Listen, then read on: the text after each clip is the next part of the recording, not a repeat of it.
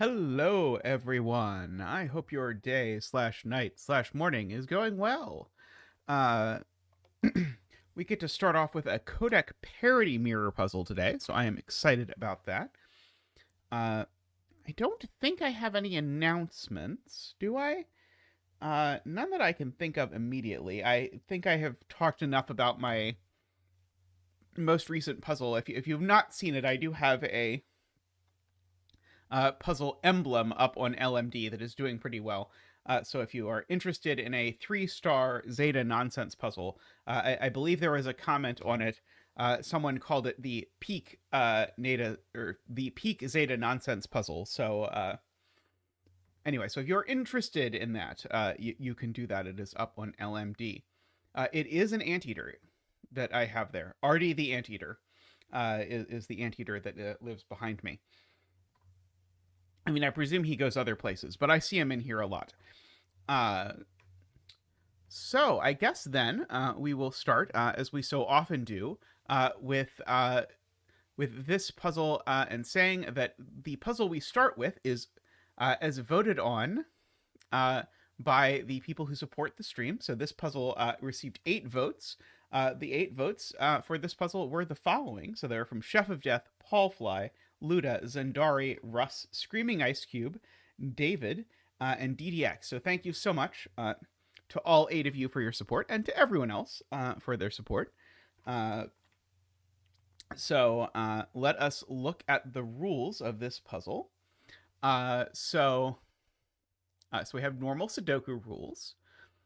We have a diagonal here on which digits cannot repeat. So this is described as the southwest northeast diagonal. So digits cannot repeat on this, so it's a set of the digits 1 through 9. So we could just pencil mark it right now just to start. And then we have the parity mirror rule, which is that digits that are reflected across this blue line have the same parity. So for example, these digits are either both even or both odd. So remember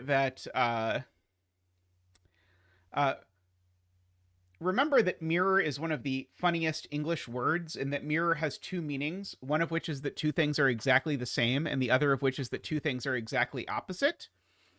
And so mirror is a little bit weird, but this is the version of mirror where things are exactly the same. So recall that. So this is the parity mirror diagonal, and this is the things don't repeat diagonal. And it kind of makes sense in that mirrors both do copy things but also reverse things. But it's kind of unfortunate that when you use the word mirrored, it can be unclear which of them that you mean. Okay. Then we have arrows, which says the digit in an arrow circle is equal to the sum of the digits along the arrow. So we've got all of this. There's interesting things like this trio of cells are the same parity, of course. Maybe do I want to maybe I want to draw some lines like that and say these 3 are the same parity. Oops. Yeah, these 3 are the same parity. These 3 are the same parity, just for my sanity. Note, I'm not saying they're the same parity as yellow. I'm just saying they are the same parity. By the way, do we have a bet tree for this puzzle? I just wanted to start marking off some things like that. These digits are from 6, 7, 8, 9 for what it's worth. So they're not 1, 2, 3, 4, 5. Also, these can't be 7, 8, or 9 for whatever that is worth. This digit's also 6, 7, 8, 9 because it's the same digit as that one.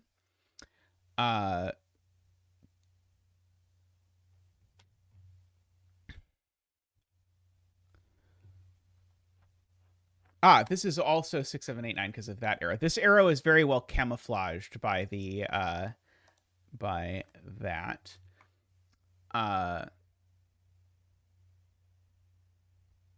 Yeah, the uh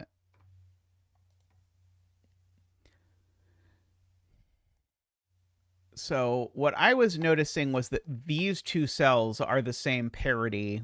Before I opened it, was these two cells are the same parity, so these two cells are the same parity. So I guess I could like circle that just to indicate those are the same parity, and that's the same parity as that. Uh, like that. But I don't know that it is super useful. We can make row 7, column 7 a bet tree. It makes sense for a bet tree to land along the mirror because the ones on the mirror are the ones that are under the least pressure from the mirror. Of course. Let's see. Do I have any other sort of interesting relations? Where did these end up? Not anywhere interesting, I don't think.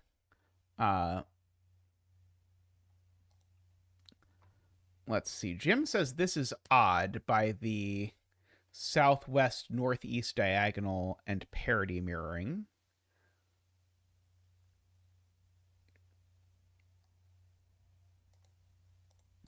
So if these three were even, it would be a problem because why?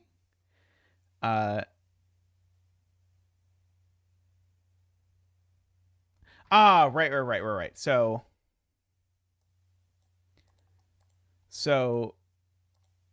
these cells contain an even number of evens and an even number of odds is the point. And if these cells contain an even number of evens and an even number of odds, they must contain 4 evens and 4 odds, which means that this is the last odd.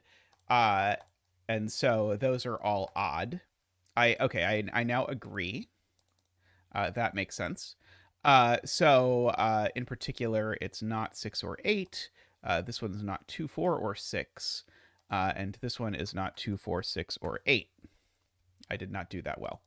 Is not 2, 4, 6, or 8. There we go. So we've got some little bit of coloring now. This certainly can't... Oh, no, this could be a 5 with a 1, 3. If it was a 5 with a 1, 3, all of these would be odd,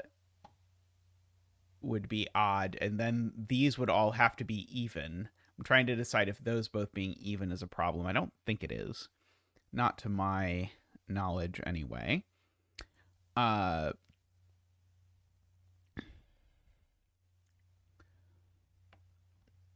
Let's see. That digit's the same as that digit. In fact, all of these could be the same digit, couldn't they? Maybe, possibly. Let's see. Quite see anything there. These are at most 6.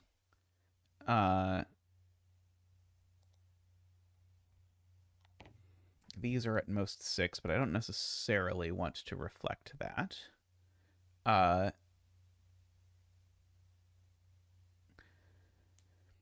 Let's see. Where is... I really liked this point. I probably should be investing more effort figuring out that, like, these two cells go to these two cells on the parity mirror, and that cell goes to that cell. So there's some... So the fact that these arrows go to the same place, I guess these are the same. But yeah, that's... I don't know if that immediately tells me a lot, though.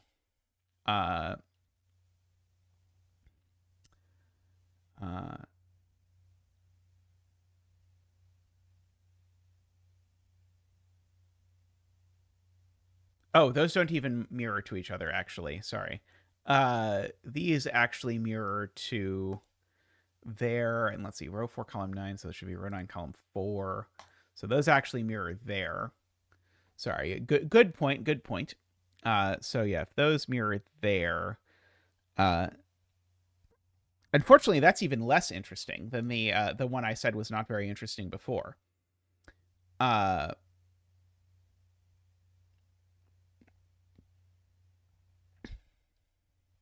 If this is 7, then this has to be 1 with a 2, 4. Is there something wrong with that that I am missing? I can take 1, 2, 3 out of this. That's certainly true. Sorry, not necessarily 3. Maybe it could be 3 with a 1, 2. But I can take 1 and 2 out of it. And these two have to add to at least 10, excitingly. I guess they can't actually add to 10. They have to add to more than 10. I guess the way to figure it out, yeah, these add to at least 21. So they actually have to add to at least 11. Which is still not, strictly speaking, exciting. Now, I know the diagonal in each box always has, and then I have to think about it, always has an odd number of odds, right? Because there's an even number of odds off of the diagonal, and so there's always an odd number of odds on the diagonal. So, in other words, these two are also the same parity, because they're either both even or both odd. So, in fact, every yellow digit is the same parity, because of that odd number of odds business. So these are all the same parity. And so the question is, are these digits that are all the same parity, do I know, and do I have any reason to suspect I know anything about that parity? Okay, well, this digit is the same as that one, and this one's the same as that one. So if they were all odd, wouldn't that be a problem, because I'd have a 7-9 pair looking at a 7-9, right? That's what Tallcat is saying. Okay, so Tallcat agrees with me. So if these were odd, they would be a 7-9 pair. So these would also be a 7-9 pair, and then this cell would have no value. So in fact, these are all even. Not that one. These are all even. Okay, I'm happy with that. And so if they're even, they're not 7 or 9. So these are all from 6 or 8, and I can get rid of the strange yellow lines. Okay, so these aren't 6 anymore, because the 6 is gone. And any cell that sees 2 of these can't be 6 or 8. It does put a 1 on the arrow, that's true, and on this arrow. Because you can only avoid a 1 on a 3-cell arrow where the 3 cells see each other if the sum is 9. And one of these has to be 1, 2, 3, which is like the kind of thing that would almost be interesting, maybe, possibly. So if this is 7, these are 2 and 4, and that's a 1. So if this is 7, all of these are odd. I don't know if that's interesting, but seems worth noting. Do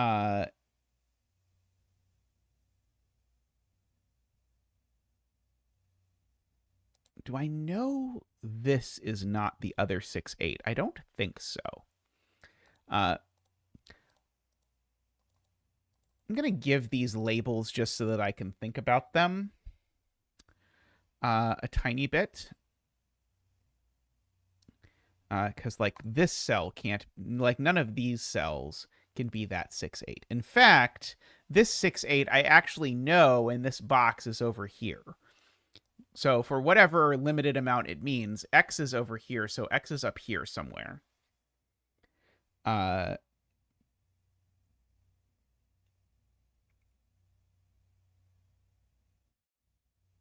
Let's see.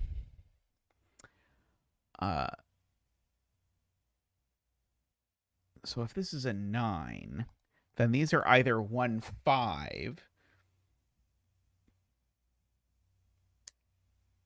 or 2, 3. I guess, sorry, they could be 2, 4. No. Wait.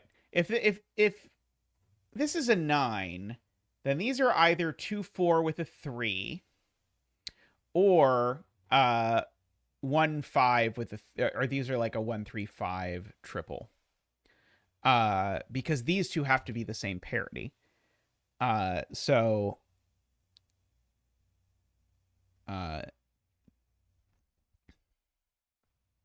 If these are all odd, and if this is a 9, 1, 3, 5, then that digit's exactly a 7. Yeah, 1, 3, 5 is one of the options. Like, this could just be all 1, 3, 5, in which case it could go in any order and it doesn't matter. But in the even universe, these could be 2, 4 with a 1 or a 3, I suppose. But that's a problem for the following reason that I will carefully explain. If all my evens are over here, that would make both of these an even-odd pair, which would make both of these odd. And they don't reflect to each other, so I don't know if that's interesting.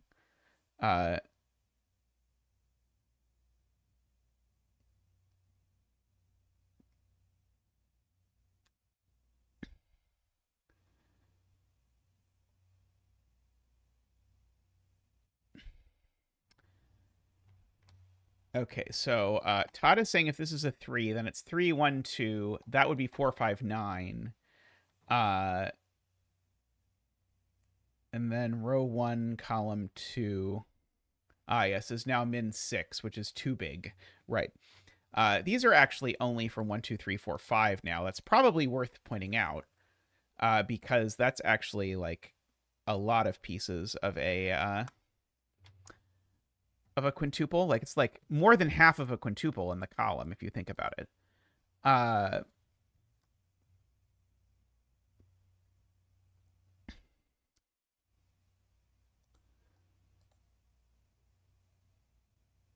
I'm thinking about 7 and 9 in this column and how badly I want one of them to be here, because otherwise that's a 7-9 pair, and that's weird. But I don't know that that's intrinsically a problem.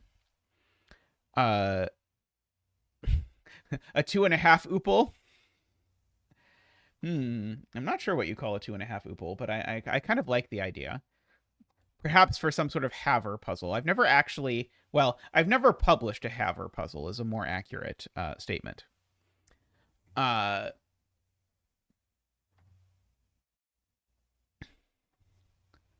yeah, this is over there. Oh, that doesn't work. Right? Right, that doesn't work. Oh, no, crap, it could be there. Never mind. This could be the 6-8x, I think. I was realizing that I would have to put 3 digits here, but actually, if neither of these is 7 or 9, then that's a 7-9 pair, and that's the 6-8x. But I don't know if that's exciting. Of course, that would be the 7. That maybe runs afoul of this digit. I don't see a reason it couldn't be 718 or something. Let's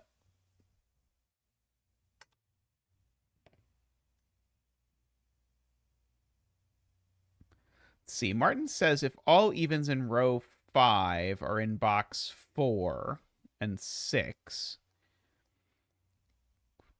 doesn't that break the arrow in box 8? That will now have 2 evens reflected on it, but needs a 1. So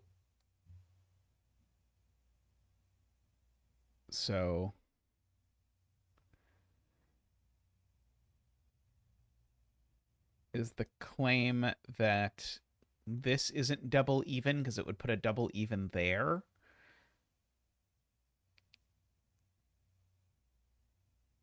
But why can't I have 1 even there and 1 even there?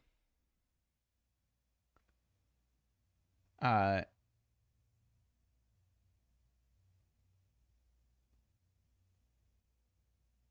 mean, I agree these 2 cells reflect here. But I don't see...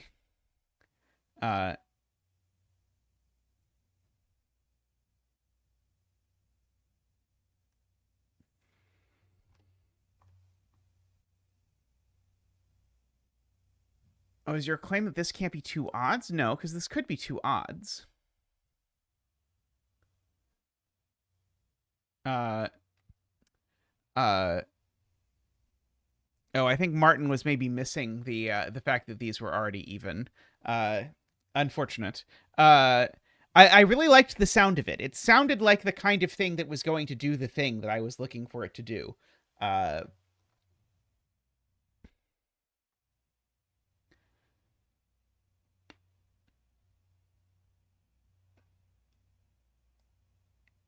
Trying to like make anything happen with this little itty bit arrow, but I don't think that little itty bit arrow is going to do anything. I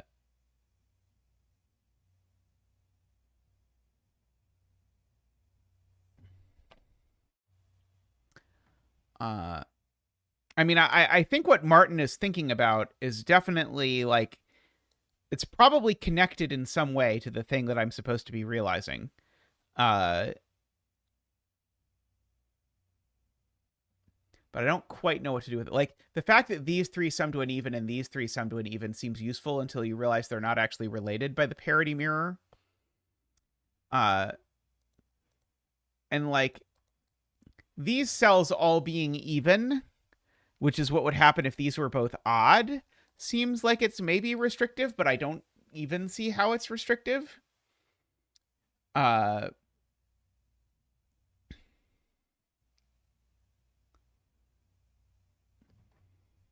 I mean, maybe the question is, can ketchup circle really go on one of these cells? Like, if ketchup circle goes over here, that's super weird, but I don't know that it's impossible.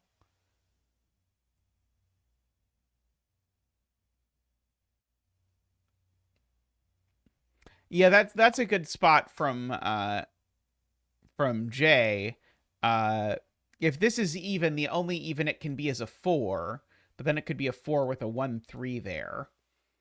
And that would make that a 5, and maybe that's okay.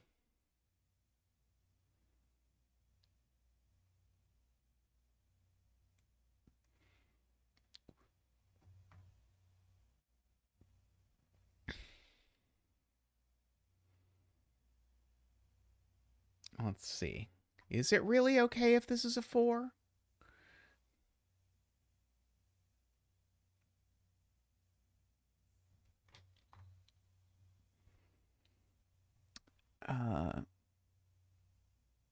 I mean, I know like at least one of these is odd, I think.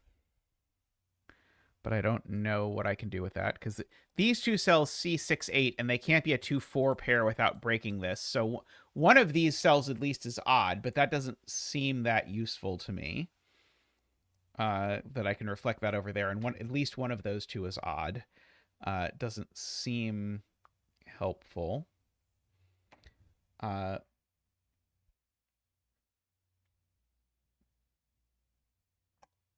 One of these numbers is... No, never mind. Yeah,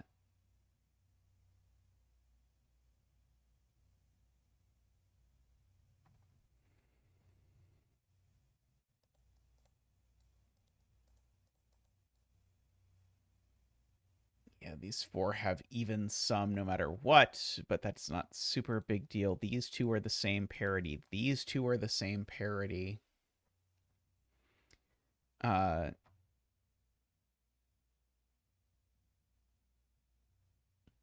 So, like, is the version where I put, like, odd, odd here or odd, odd here the problem?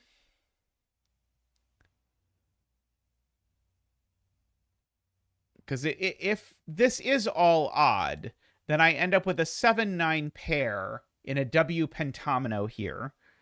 But I don't know what that does. That is interesting.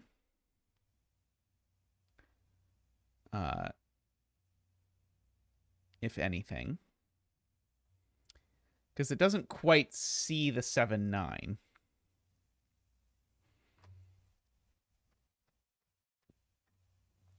I really liked that point about if this is even, it's a 4. But I can't quite unravel what to do with it yet.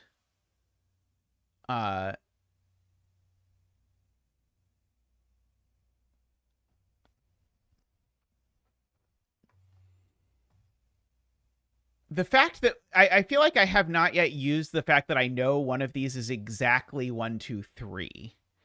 But I don't know what to do with the fact that one of these is exactly 1, 2, 3. But it seems like the kind of thing that is potent. But I don't see what to do with it.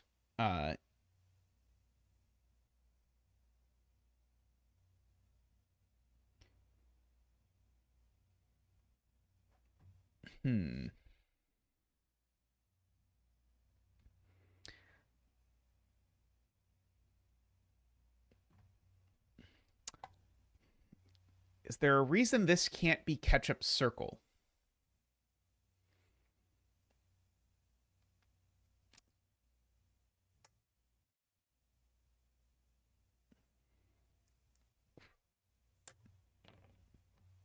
See, Jay says if this is odd,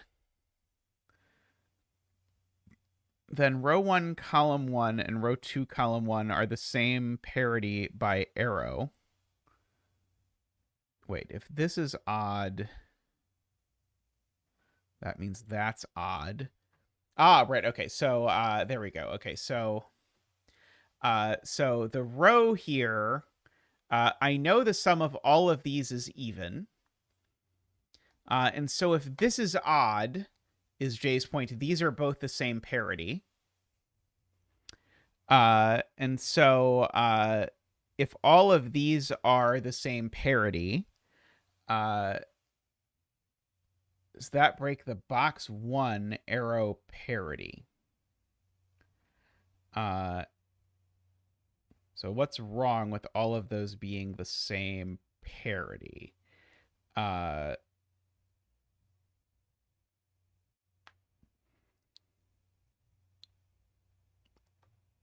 know that this arrow has exactly 1 even on it, right?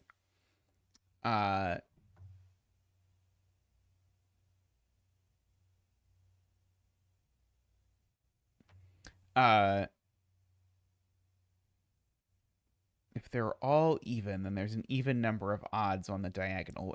Diagonal? What diagonal?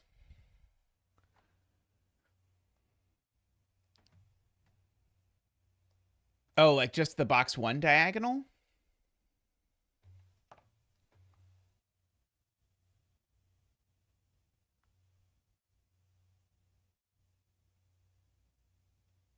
So this is if this is odd, that's odd.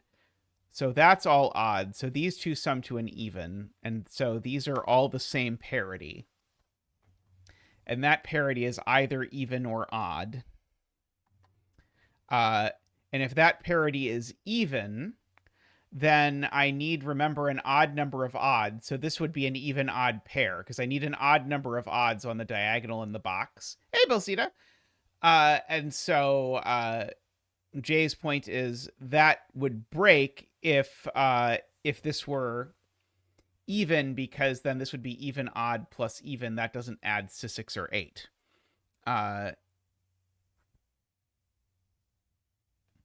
And if these are all odd instead, then now I can't make these I can't make these both odd, or I'm summing 3 odds, but I can't make them both even either. So yeah, the fact that the 3 of these digits have an odd number of odds is somehow mucking with this possibility. So I think the point is this is always a 4. I'm trying to understand what the sort of elegant way to see this is. So I think it's something to do with the fact that this sum is odd.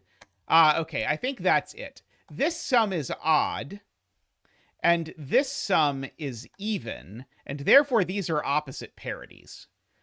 So whatever parities they are, I don't know what parities they are, but they have to be opposite because of the fact that the diagonal needs to have odd sum and this arrow has an even sum. And so therefore, because these have an odd sum, because they're one of each parity, then this all has an odd sum, and therefore this digit and this digit are both even. And therefore this is a 4. Excellent. Okay, so now we get to do a 4 dance.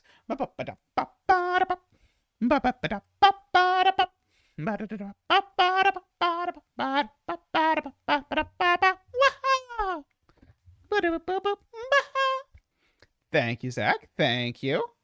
It has been a while. It's been a while since there's been a Nun 1 dance, honestly. So these are a 1-3 pair, because that's the only way to make 4. And so that is a 5. So therefore that's a 9, because I'm not adding to make 5 with 2 1s. And so these are indeed 1-3, which makes that a 7 because of the diagonal. Makes the rest of these numbers along the diagonal even, because I only have evens left on the diagonal. Means I can say for sure these aren't 1, 3, 5, 7, or 9. That one's not 4 either, apparently. So we've got all of that goody goodness. Oh, these are odd, by the way. Oh, that's awesome, Kajito. I'm happy to hear it. So these two reflect up here. No 5 down there anymore.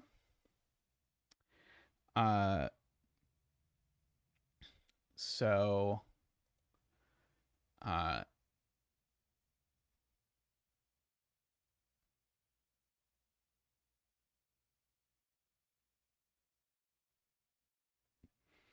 I am being informed that row 1 needs a 9, and there's only one place it can go, which is there. Thank you to Sayori for that. Because this can't be a 9, because there's a 9 looking at it, and then I can't put a 9 along an arrow. So this is 9, and it's orange, and therefore this is even by our previous note, and this is even by our previous note. So it is not 1, 3, or 5. It is 2 or 4, and that is 2 or 4. Sorry, no, that's not 2 or 4. That's 2, 4, 6, or 8, but it's not 4. Okay. So now these are either both odd or both even, but if they're both even, that's way too many evens. Because again, remember, I need an odd number of odds here. And because I need excuse me, because I need an odd number of odds, I either need 1 odd or 3 odds. 1 odd doesn't work, because then the sum of this arrow would be at least 2, 4, 6, which is 12. So these are double odd. So these are not 2 or 4. They're from 1, 3, 5. Also, this one's not a 1, so one of these two is a 1. So 7 in this box now is just corner marked into those cells just by the magic of 7ing. Let's see. This isn't that kind of diagonal 3 in the corner. This is that kind of diagonal, but this is a parity mirror. This isn't a Sudoku X. Only this diagonal is non-repeating.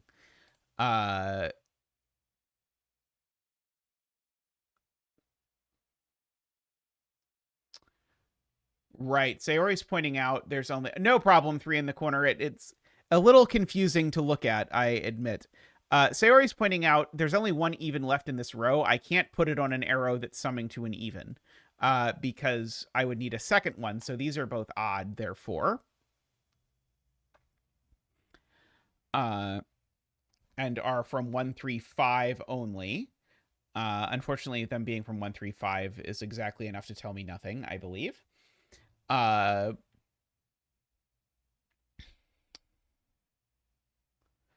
Let's see.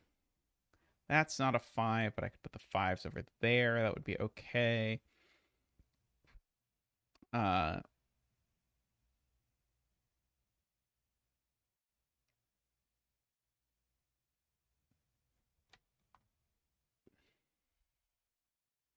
Okay. That's a smart spot from Garion. If I make this a 4, then this is 4, 1, 3, 2.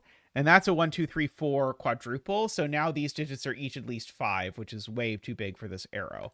So this at least can't be 4. So one of these two is 4. And therefore this cell is not 4, which is somehow useful. Presumably. Oh, it's being pointed out I never reflected this. This all reflects over down there, I believe. Thank you, Lakia.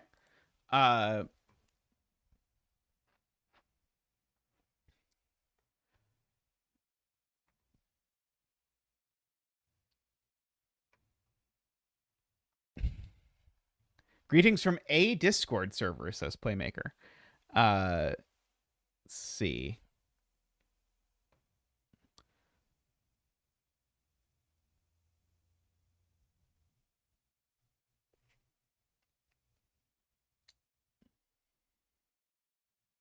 So one pair of these is even and one pair of these is odd, is I think what Martin is getting at, which is that these are always an even-odd pair, because if they were even, or odd, I would break the bank on the box. So these are always an even-odd pair. And so if those are always an even-odd pair, then these are always an even-odd pair as well, right? Because that's... right, so these are also an even-odd pair. And the even-odd pair here, which I guess that one I could just do with a red line. I don't have to do this one with color. Because of that, these I do actually need to know are an even-odd pair. And these are an even-odd pair. And so in this column, actually, I now know I've accounted for 1, 2, 3, 4 odds. So there's one odd down here and one even. So these are an even-odd pair. And if those are an even-odd pair, then this must be odd, is the point that the world is trying to get me to see. So this is not 2 or 4. And that odd reflects up to there, making that also odd. Okay.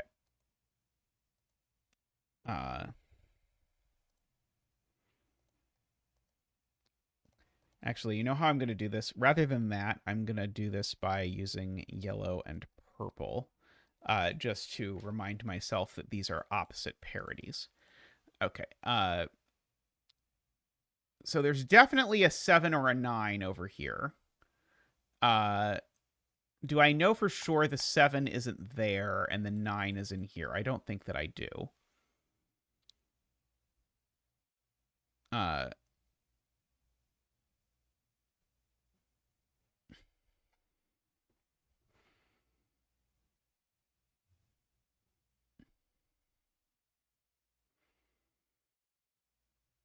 Oh, is X in column 5 just placed here?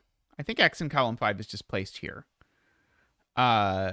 Because where else am I putting it in column 5? And the answer is nowhere, I don't think. I think this is just the XE68.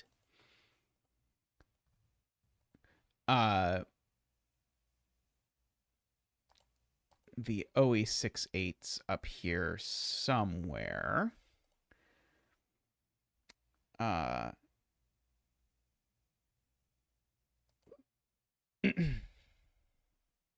This is there or there.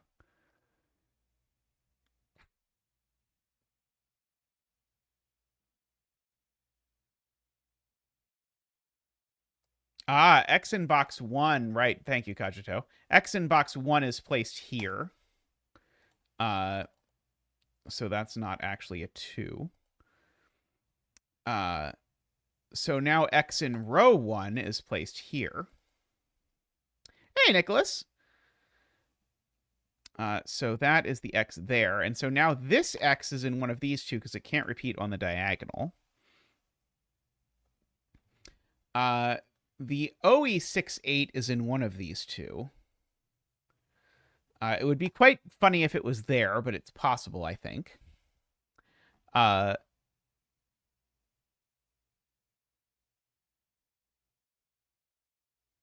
bulb in box 1 is 7. If you put 7 on the arrow, it breaks. Oh, right. So you're saying... Are you saying I can't do 7, 1, 8? I can't do 718. You're right. Okay, so 3 in the corner has a kind of insane spot, which is that if I need to put 7 in row 1 somewhere, and if I put 7 along this arrow, then the only thing I can make, since the 9 is gone, is 718, which coincidentally breaks this arrow by making this a 356 arrow. That is that's bonkers as a spot, but I like it. And so therefore this is also orange. These are both blue. Da dee dee da dee da. This is blue to make orange. This circly 6-8 is now placed on the 7 arrow, as noted before, and so the circly arrow is therefore a 6 with a 1. So this is a 6, this is a 6, this is an 8, an 8, an 8, and an 8. And that is an 8 as well, and I can get rid of those.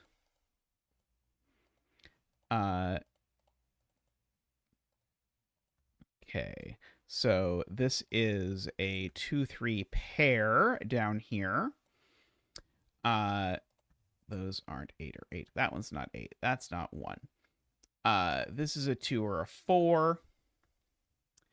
Just to make that work. Let's see. That 2-3 pair means this is a 1, I am being told. I agree with that assessment. Puts a 3 up here somewhere. So this is only a 7 or a 9, I guess.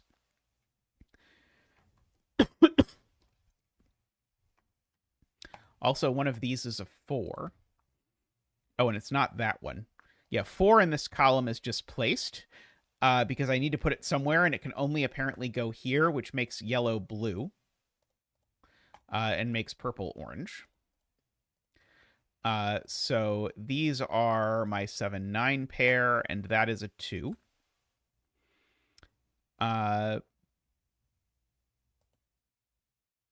There's a row 4, column 9 chant, I am being told. What about row 4, column 9?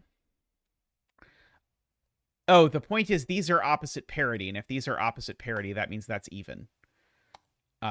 Because I can't have 3 odds on my arrow. Or sorry, I can't have wait, it's odd?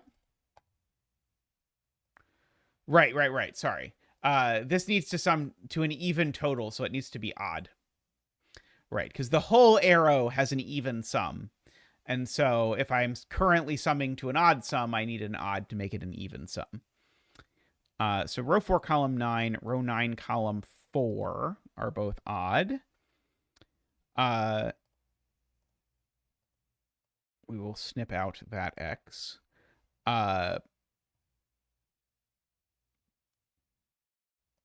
This is 5, 7, or 9. Oh, this is because... Oh, no, this is not actually resolved yet, despite things. This is a 3 or 5 for sure. This is a 4 or 6 for sure. Sayori would like me to color this cell, which seems to be blue, and seems to be 2 or 6.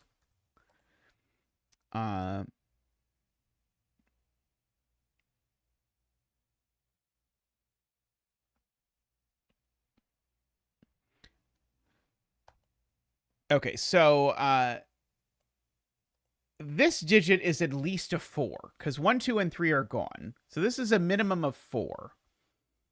And therefore, this is a maximum of 5. So this can only be 3 or 5 at the very least. And so this is a minimum of 3 plus 4. This is a minimum of 7.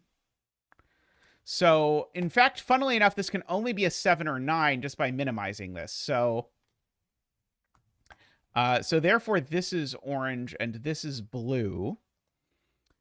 And so this is, of course, 4 or 6. And we get that all done. I mean, not done, but, you know, done-ish. That reflects there.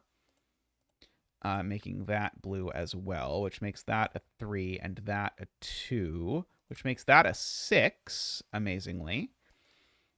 So those are not 6. And so now this circle is neither a 2 nor a 4, funnily enough, because of the 2-4 pair looking at it through the diagonal. Oh, that has become a 2, apparently. There's a 2 down here somewhere. There's a 3 up here somewhere, but I don't know that that's going to do a lot immediately. There's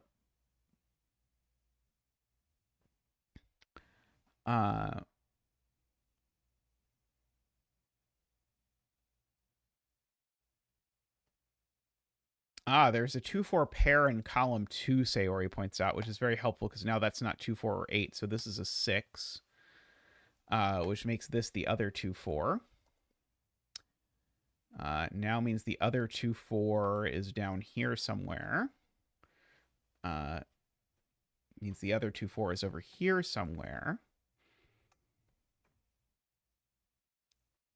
6 is just placed in this box, points out Max. Thank you, Max. By the way, welcome, Max. So that is the 6, and all of these are now orange. Which means these are from 579. Oops, not 567, 579. But that one's only a 5 out of those. So these are a 7-9 pair. That one's not a 5 anymore. This parity reflects there, I am being told. I probably now know the parity of this whole box. I do, because I get an F pentomino. So this is a 2 or a 4, and it's not a 2. So that's a 4 and a 2 and a 4 and a 2 and a 4 and a 2.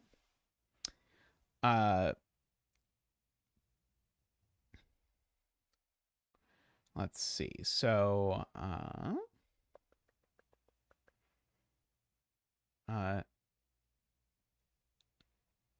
the 8 arrow I now know is 1, 3, 4, because these 3 cells sum to 8. Good spot. So that is a 5. So these are 1, 3, 7. That one not being a 1, that one not being a 3. One of them definitely being a 7. But that's okay. Let's see. One of these is definitely a 2. One of these is definitely a 6, which gives me a Zackwing on 6s. In fact, the Zackwing on 6s places 6 in this circle. Which I see that that Nicholas also spotted. So these now can't be 2, 4, so they're 1, 5, which means this is also odd. And so it's not 1, 3, or 5, so this can only be 7 or 9.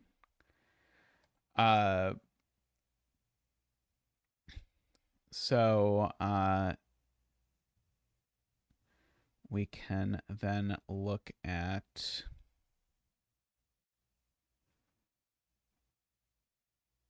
Let's see.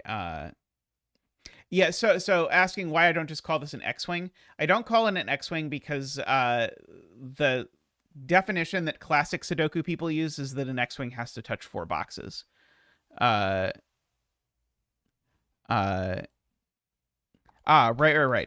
We know that parity of the bet tree now, Martin points out, because remember, every box along the mirror needs an odd number of odds, and if I make this odd, it won't be an odd number of odds, so I better make it even instead.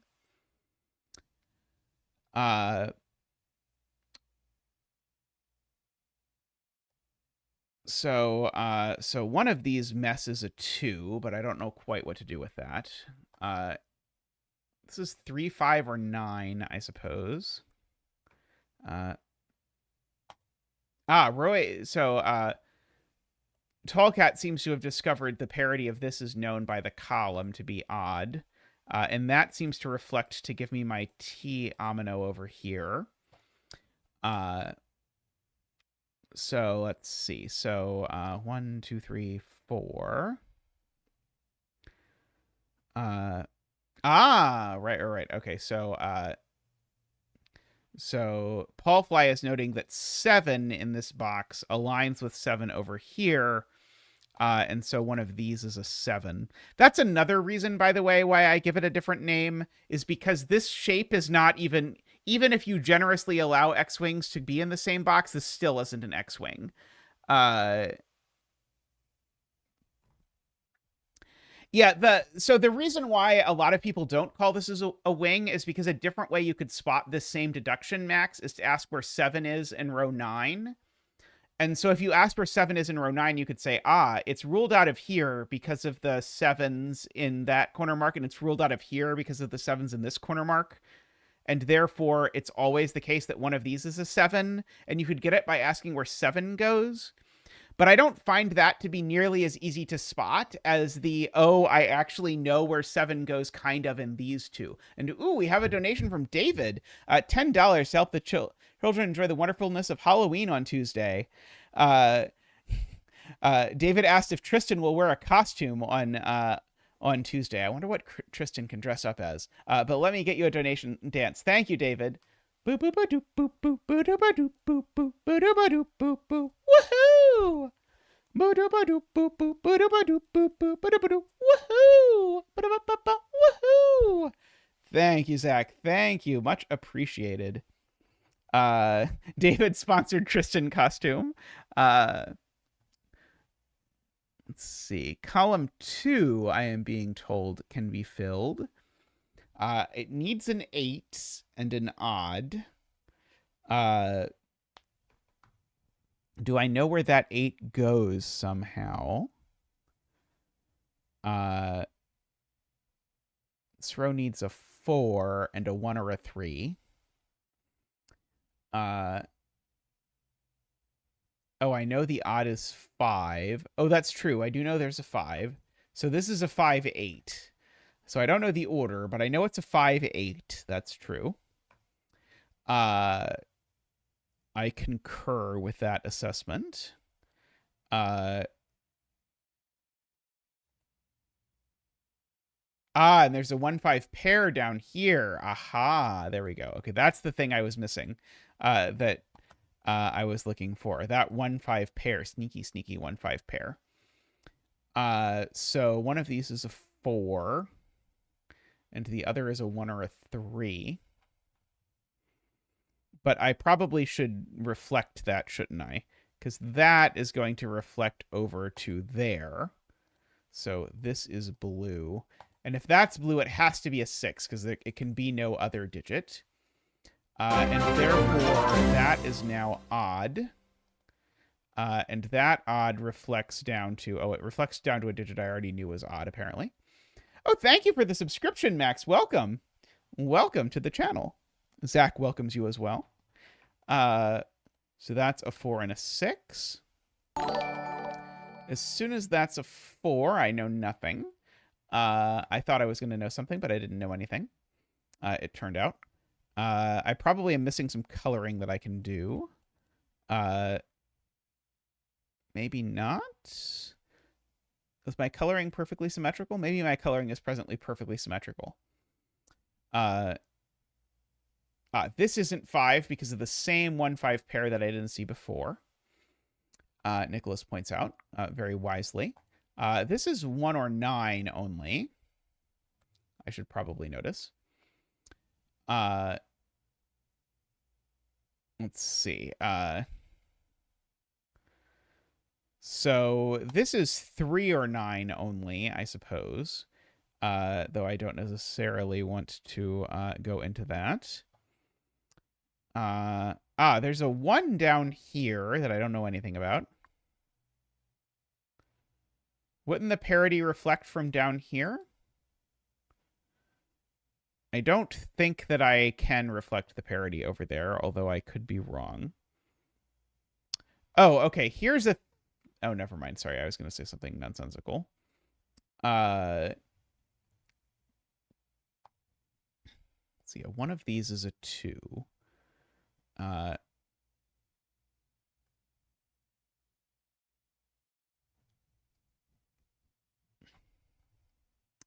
Yeah, I think Nicholas is just a smidge behind. So this is not 1, 5, or 7. So this is only 3 or 9. I think I said that before, but this time I pencil marked it. We're getting more serious. No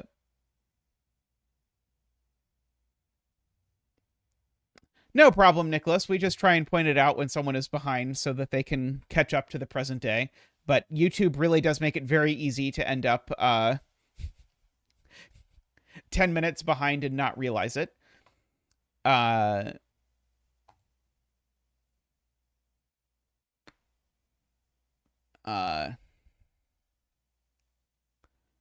6, column 7 is even by the column. You can't put 3 evens in the column in box 9. Ah, yes. That's very smart. Okay. So, yes. So the point that Garion is making is I know that this is an even-odd pair because it has the same parity as this, and so, or the same parity composition as this. And so it has to be an even-odd pair because if it's an even pair, then I've got 6 evens. And if it's an odd pair, then I've got like 7 odds in the box. And if I know that this is an even-odd pair, then I know I need 1 more even in the column, and it goes there and then reflects over there. Okay, and so this is 2 or 8. This is 4 or 8, apparently. Let's see. Let's see.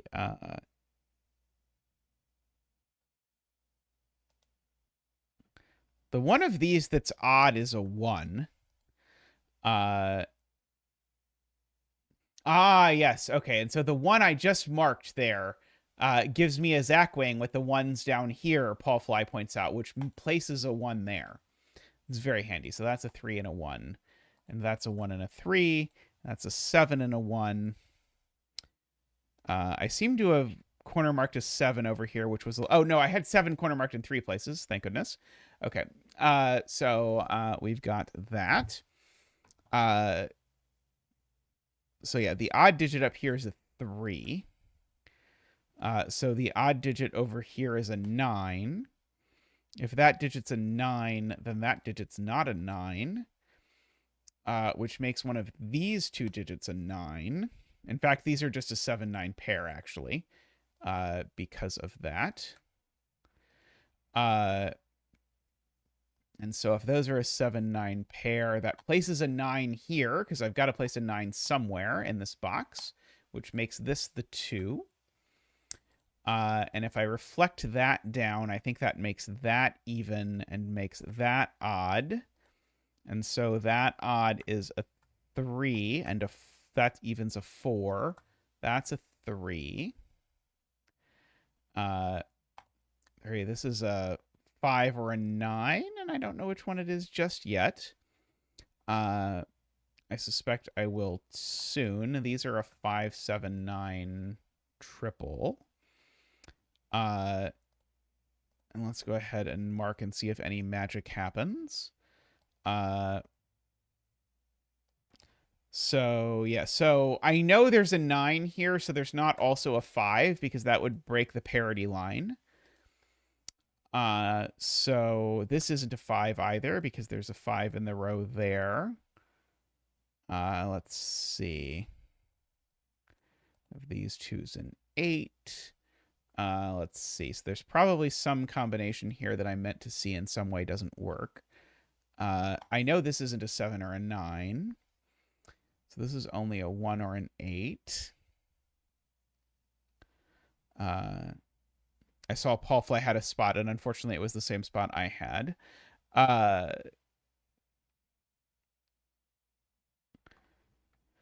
Row 8 columns. That's very cute. Okay, so yeah, so DWeb points out now that these can't be both even, because if they were both even, they would both be 8, which would be a rather big problem because they're both in the same box. So therefore, these are both even, and these are both odd. That is very cute. And so that is a 9 and a 3 and a 4 and a 2. that is an orange and an orange and a blau and a blau. So that is a 1 and an 8 and a 2. That's a 5 and a 1. That is a 5 and an 8 and a 4. And a 3 and a 7. It turns out I remembered the arrow that time. I didn't remember the arrow earlier, but that time I remembered the arrow.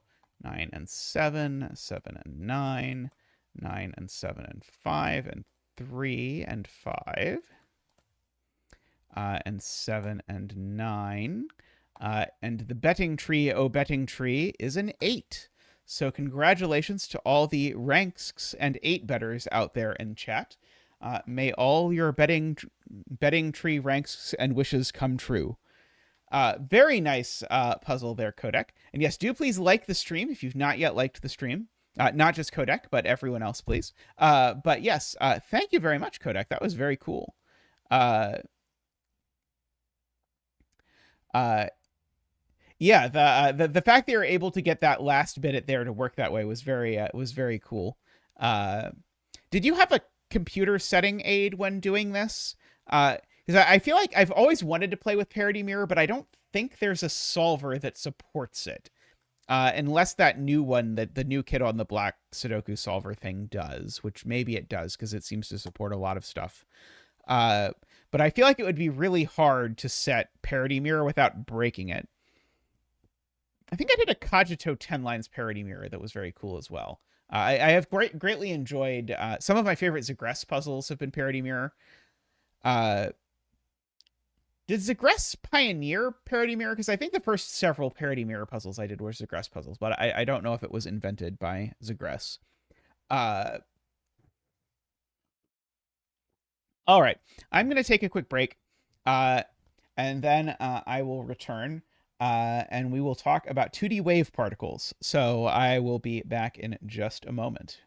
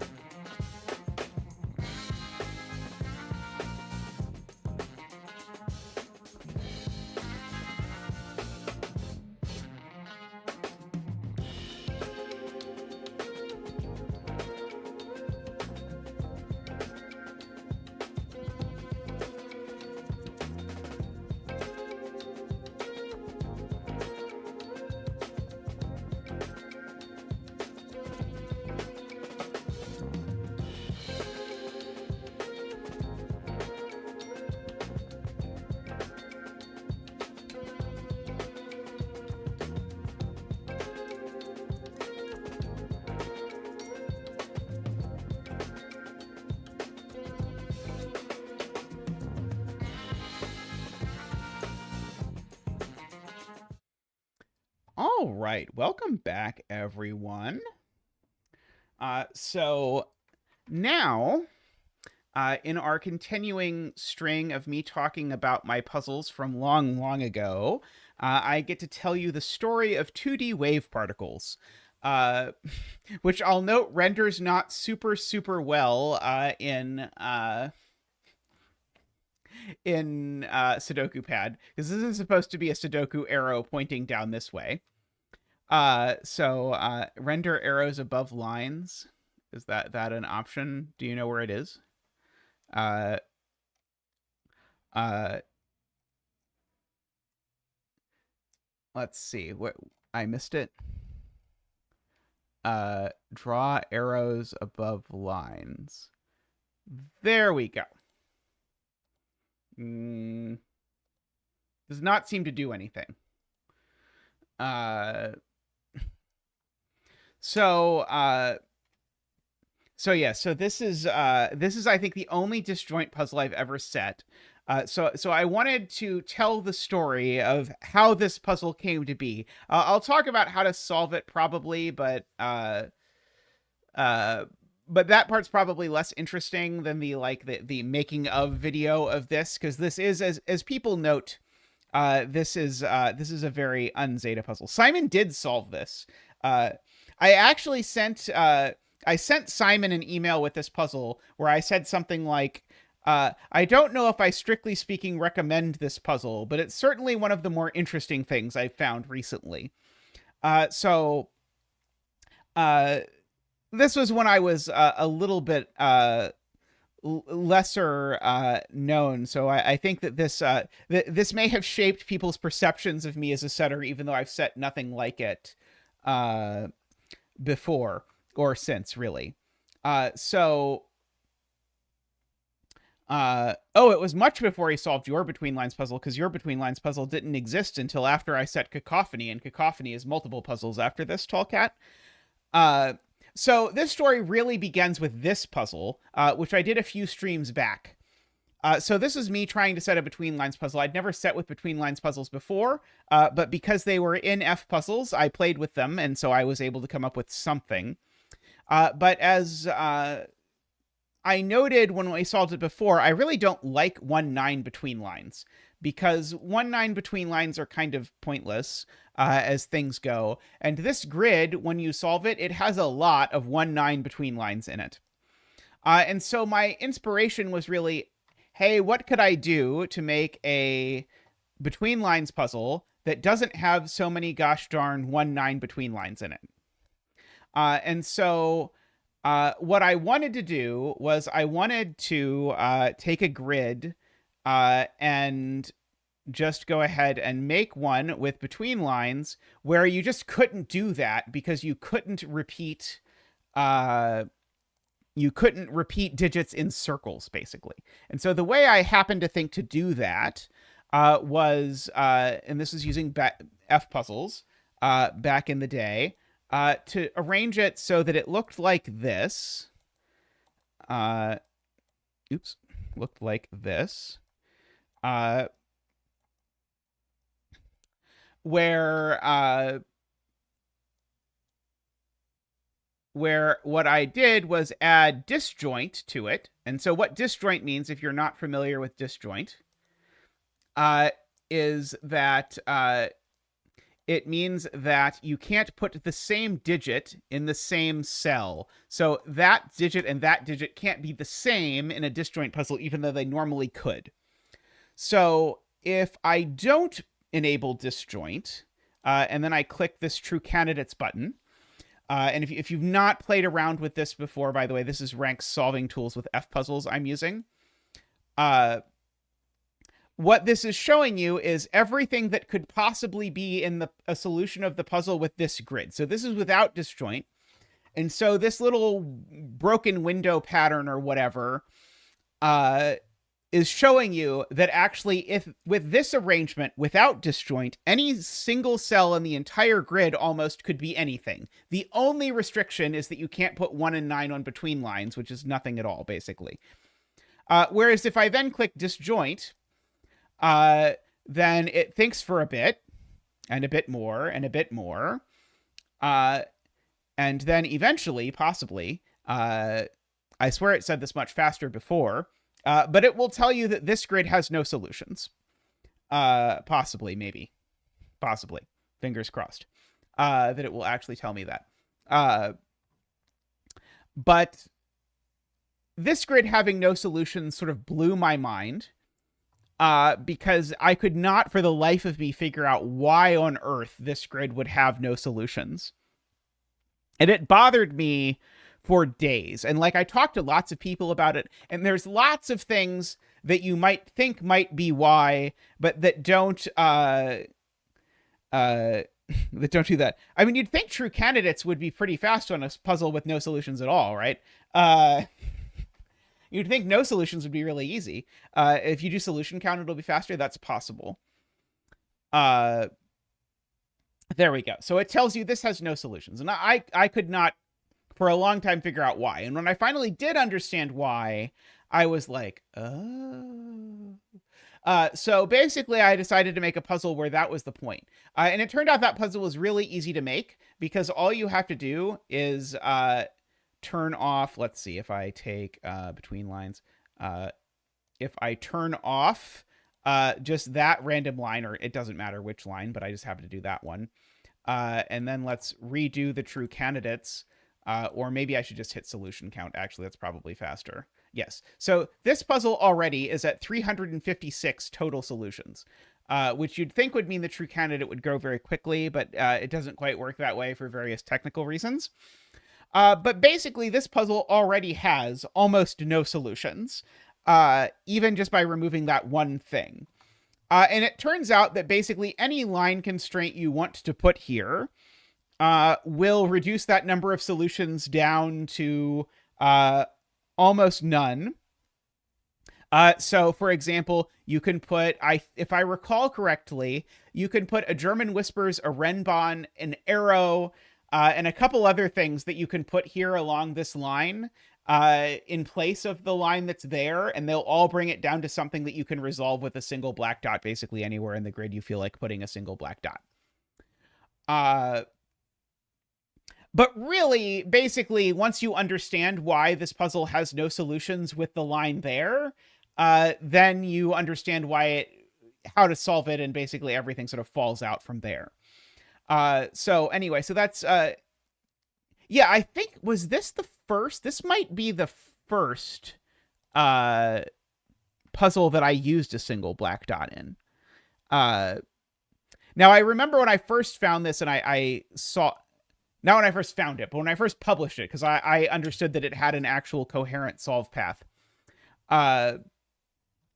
Then I posted it, and I recall that Sam Kappelman Lines looked at it and immediately replied with, "My God, that looks absolutely terrifying," which I think this is definitely my most terrifying puzzle in a lot of different dimensions. But let's try and unpack what happens here. And so I guess I'm just going to put the circle here to remind us that this is the circle of the arrow that is going down this side here, so that we know which way this goes. Let's see. We'll see if that ever finishes. Have a great Friday, D-Web. And hello to the rat. And hello to M Nasty. Okay, so what on earth is happening in this? And so I will say Simon did remarkably well. Yes, that's right. That Tristan makes a good point. This grid is our channel avatar. So the little black dot and everything is in there. It's very cute. At least I appreciated it when Tristan made it.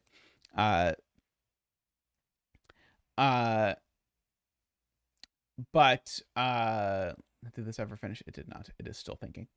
I will let my computer go crazy trying to figure this out. Starlev says if I think outline on elements. Oh Lord, there's a button called outline on elements.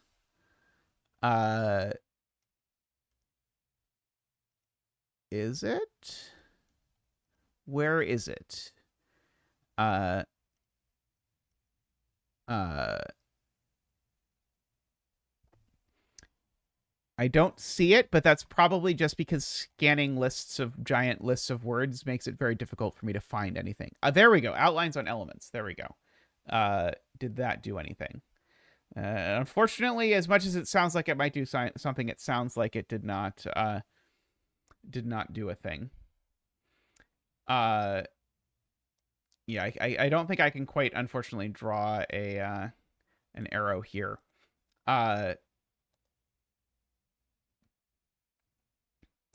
Okay, so let's just start by thinking about the original puzzle. So we'll just not even think about the arrow for a second. We'll just think about what happens in this grid if I just make all of these between lines. And so the key is to think about, and this isn't a surprise for anyone who's thought about a lot of between line puzzles before, ones and nines, and where the ones and nines are going in these three rows. And so the reason for that is I can put, well, thank you. I appreciate the effort to help. Sudoku Pad seems not to like this particular puzzle, but that's okay. Namely, I can only put 1, 1, 9 in a circle in all three of these rows. And I certainly am putting no 1, 9s in these things. And so what that means is that in these rows, I need 2 1s and 2 9s in these cells. So if I just highlight all these cells in yellow, I need 2 1s and 2 9s in those cells. Now,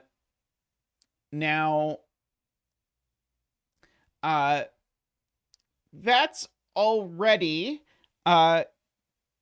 kind of interesting, because I can ask myself, okay, so one of these has to have 1 and 9 in it. And I don't know which row, but I'm just going to go ahead and assume this one has 1 and 9 in it. I can ask myself, can both rows have 1 and 9 in them? And so, in other words, is it possible that actually the grid ends up looking like this? And the answer is no. In other words, I can't possibly have these being 1, 9 pairs, is what I'm saying. And why is that? Because where is 2 in this row, and where is 2 in this row? And the answer is that where 2 is in a circle in both rows. And I can't have 2 2s in circles. That would break disjoint. So what that means is that actually I am completely forced to have one row with 1, 9. Oops. One row with 1 and 9. One row with just a 1. And one row with just a 9 of 1 and 9 in the outside. So that's already kind of fascinating, that I'm completely forced. I have absolutely no choice but to have one row with 1, 9 boundaries of these three, one row with a 1 but no 9, and one row with a 9 but no 1.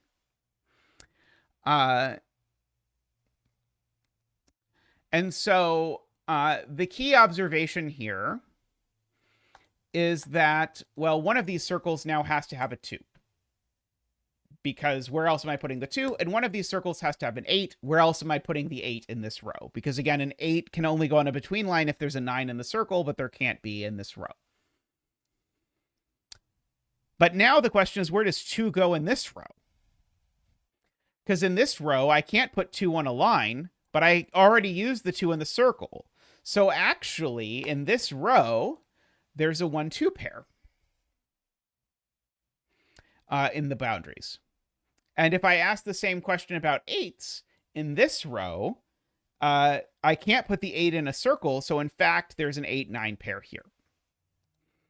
And so there's a 9, there's a 1, and these are 2 and 8. But we now already, as Ranks points out, have proven that this puzzle has no solution, because everything we just argued about the rows, we could also argue about the columns. And in particular, we just argued, if you look at it, that 2 and 8 are in the same row in the circles. And so if I just left this being an ordinary between line, then in the columns, I could also argue 2 and 8 are in circles in the same column, and 2 and 8 can't be in both circles in the same row and circles in the same column. That will not work. And so already things are broken. Okay, so that gives you the proof that this doesn't work if I don't put something here. And so, I mean, that's basically the whole puzzle right there. But we might as well sort of finish the puzzle from here. And so, note, nothing I've said so far requires that I not make... Nothing I've said so far, in fact, cares at all about the columns. So I can go ahead and now say this is an arrow, and we can do the same logic again. But before I do that logic, I want to finish thinking about what I can say about these rows. Namely, in this row, I now have a 3 and a 9 in circles, right? And in this row, I have a 1 and a 7 in circles. And so I can figure out, okay, that is where all of these digits end up going within these rows. Oops, sorry, there should be a 1 or a 7 there. Okay. So I get all of this, and I admit this is now about where my memory runs out. I remember that I could figure out what the last digit was in the rows, even just by thinking about the rows, but I don't remember how to do it now. But there was some way to figure out that, but I don't think we need that for anything. So ranks is pointing out row 2, column 8 definitely isn't a 2. But actually remember that these rows aren't actually agreeing with the rows that they actually are. I'm not claiming that it's row 8 that has an 8 and a 9 on the outside and a 1 and a 7 on the inside. I'm only claiming that there is a row where this is true, there's a row where this is true, and there's a row where this is true.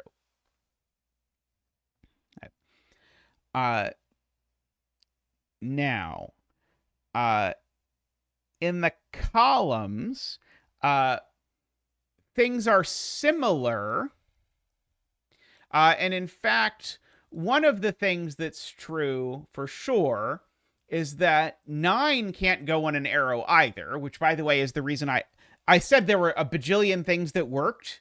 The reason I chose arrow is because arrow lets you carry through this logic with 9s. 9 absolutely cannot go in one of these. Sorry, 9 can't go along the arrow. And so actually, if I think about the columns, I still do need 2 9s living in the outside of the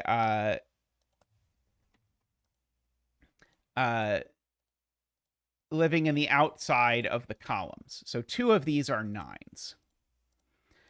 Now, I need at least 1 1 living in the outside, because I can put 1 1 in a circle, and I can put 1 1 on the arrow, probably not the circle going in the column with the arrow, but 1 1 must go somewhere in one of the outies of one of these columns.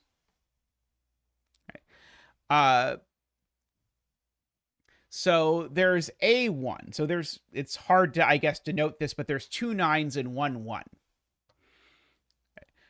living in the green cells for sure.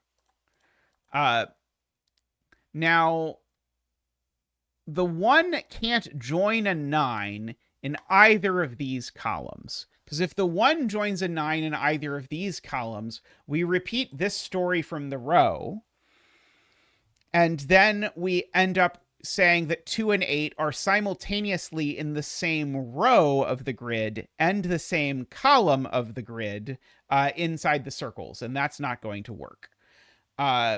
Which is like perhaps one of my favorite steps of any puzzle that I have found, although I wouldn't really say I made this puzzle. This puzzle just sort of fell in my lap. But I think that's really weird and cool that you can't have 2, 8 in the same row of circles and in the same column of circles. So in particular, if I put a 1 in neither of these two cells, I would be obligated to put a 1 and a 9 in the same green thing. Because if I don't put a 1 in either of these cells, I actually have to put 2 1s into green. And there's no way to put 2 1s and 2 9s into green without recreating this 1 9 nightmare that would force another 2 8. So, funnily enough, we get a 1 in one of these cells. And then now I remember need one more 1 in one of these columns. Let's just say it's this one, because I need a 1 somewhere on the outside of this.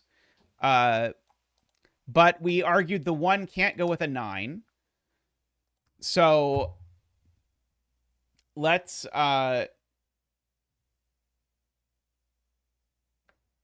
So the problem if 1 goes in row 5, column 8, is then I have to still put 2 1s in the outside, and then my 1s and 9s are running into each other outside of this. And then I end up repeating the same, I end up repeating the problem, not with that 1, but the fact that I don't have a place to bury the third 1 really is the problem. Because 1 1, I can put 1 1 in a circle, I can put 1 1 in, on the arrow maybe, but if I put 1 1 in this circle, now my other 2 1s in the other 2 columns both go over here. And then I can't avoid overlapping them with a 9 is the problem. To Ransk. Okay, so then we have to sort of dissect what the rest of the world has to look like. So first of all, because I can't put 9s in the column with the 1 here, I have to put a 9 in the borders of the circles in column 8, right? I can't put both of my 9s not in column 8. If I do, then one of them overlaps the 1, and as soon as the 9s overlap the 1, I have 2 8s in both rows and columns, and that doesn't work. Hey, LSF, I hope you're enjoying Mexico. Endor, I think you're visiting Mexico, right? If I recall correctly, you're not from Mexico, but correct me if I'm wrong. So now, for the first time in this entire puzzle, we know actual things about actual columns, which is that we know in column 8 there is actually really a 9 in the outies, and there's really a 1 along this arrow thing. So, I mean, in particular, now what is therefore, in the rest of it? So if there's 9 in the outies, then what do I know for sure has to go in one of the circles? And the answer is I know for sure 8 has to go in one of the circles. Because I can't hide 8 along an arrow if 9 is in the outies, and I can't hide 8 along a between line if 9 is in the outies. So I know for sure that 8 is in one of the circles in this column. And so 8 is not in one of the circles over here. 8 is in one of the circles in this column. But now I have to ask, so 8 is in a circle. This is a notational nightmare, by the way.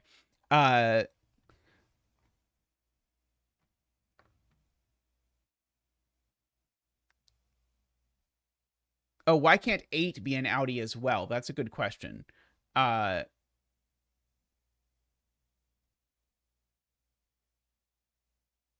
Why can't 8 be an outie as well is a good question. Uh, I think probably in order to be sure of that, I think we probably have to work out what has to happen in these columns. Uh,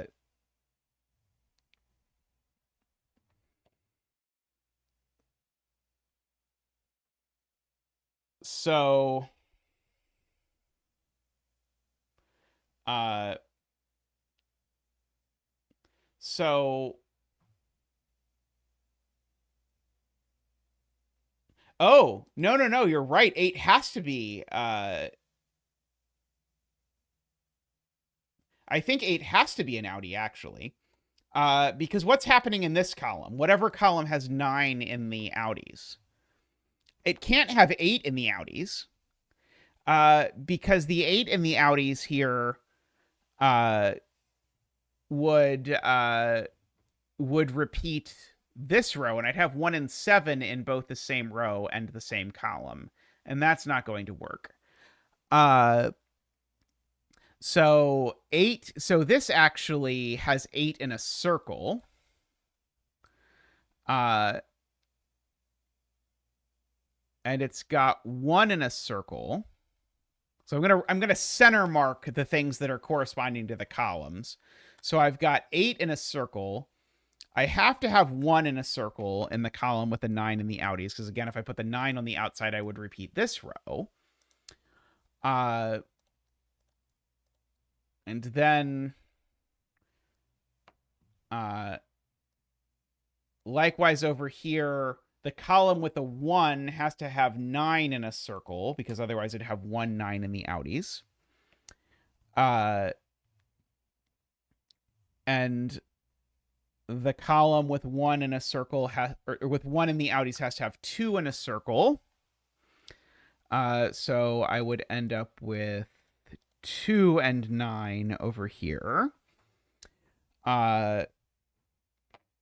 So I've got those digits all spoken for, living in here. And conveniently, if 2 goes in the outies with 1, ranks, what happens is this. If 2 goes in the outies with 1, now where is 3 in this column and where is 9 in this column? And the answer to both is in a circle.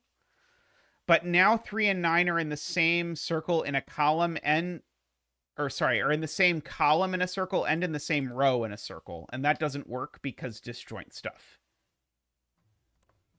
So basically, I'm forbidden from repeating this pair that I used in a row in a column, or I'll repeat the same thing.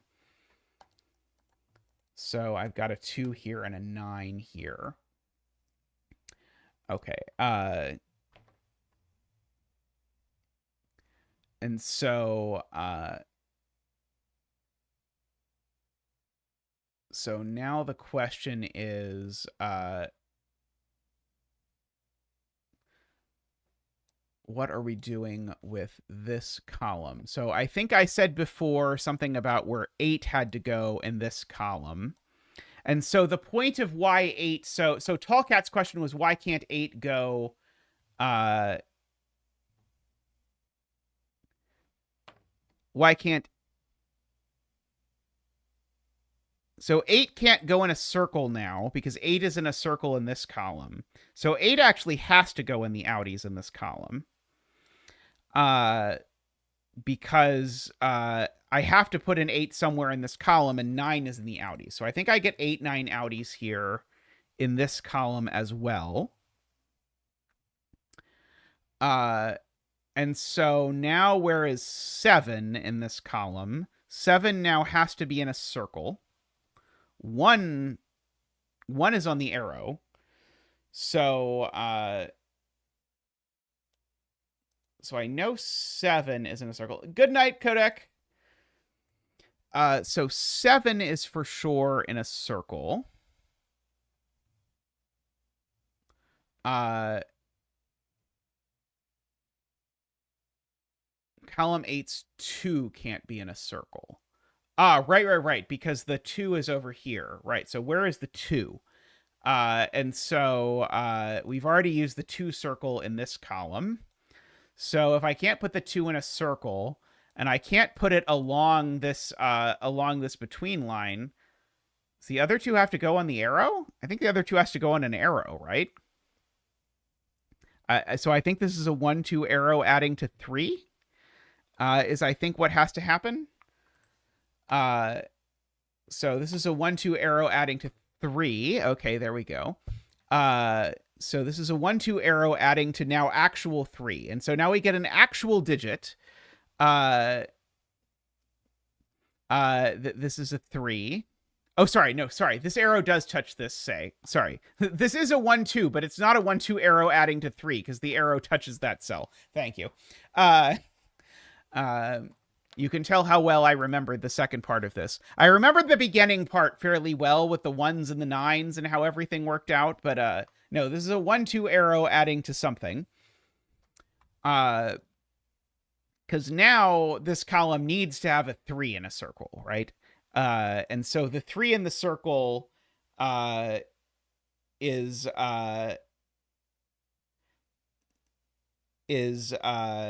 either there or there. But now this cell is actually always a 3 or a 4 because I've used the 8 and the 9 already. So this circle needs to sum to at most 7. So this cell is really a 3 or a 4 always in this circle with a 7 or an 8. Sorry, no, with a 6 or a 7. And so so if this is 7, 1, 2, 4, then oh, right. Right. Sorry, this is easier than I was making it. Sayori's point is if this is a 4, I still need to put a 3 in the column, and the 3 would have to go there, and then I have to dream up digits between the 2, and that doesn't work. So this has to be a 3 with a 6 there and a 7 there. In order to make this all work out. And we get digits with a 6y dance from Zach. Boop boop ba doop. Boop boop ba doop. Boop boop ba doop. Boop boop ba doop. Boop boop ba doop. Boop boop ba doop. Boop doop ba doop. Boop doop ba doop. Boop doop ba doop. Boop doop. Wah-ha! Thank you, Zach. Thank you. So now the yellow 1, 2 is actually correct. So I can de-yellowify them just to signify this really is the 1, 2 row. And the 1, 2 row really has a 9 in one of the circles. So one of these circles is a 9 for real. So neither of these circles are 9 for what it's worth, right? And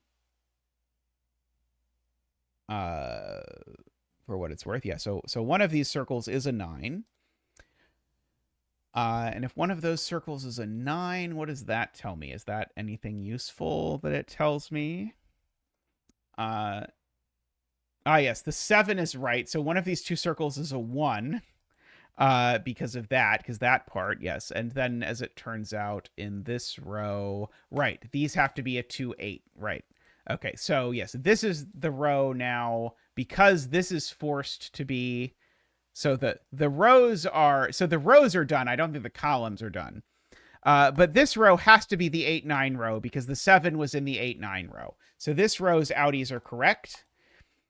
This row now has to be the 1, 9 row because that's the other row that there is. But that means that these are really a 2, 8 pair. Okay, so that means that these are really a 2, 8 pair because I still need 2, 8 in my outies. And I know which of 2 and 8 that one is because 8 is too close to 6 to go next to it. So that's the 2 and that's the 8. And then once I have that,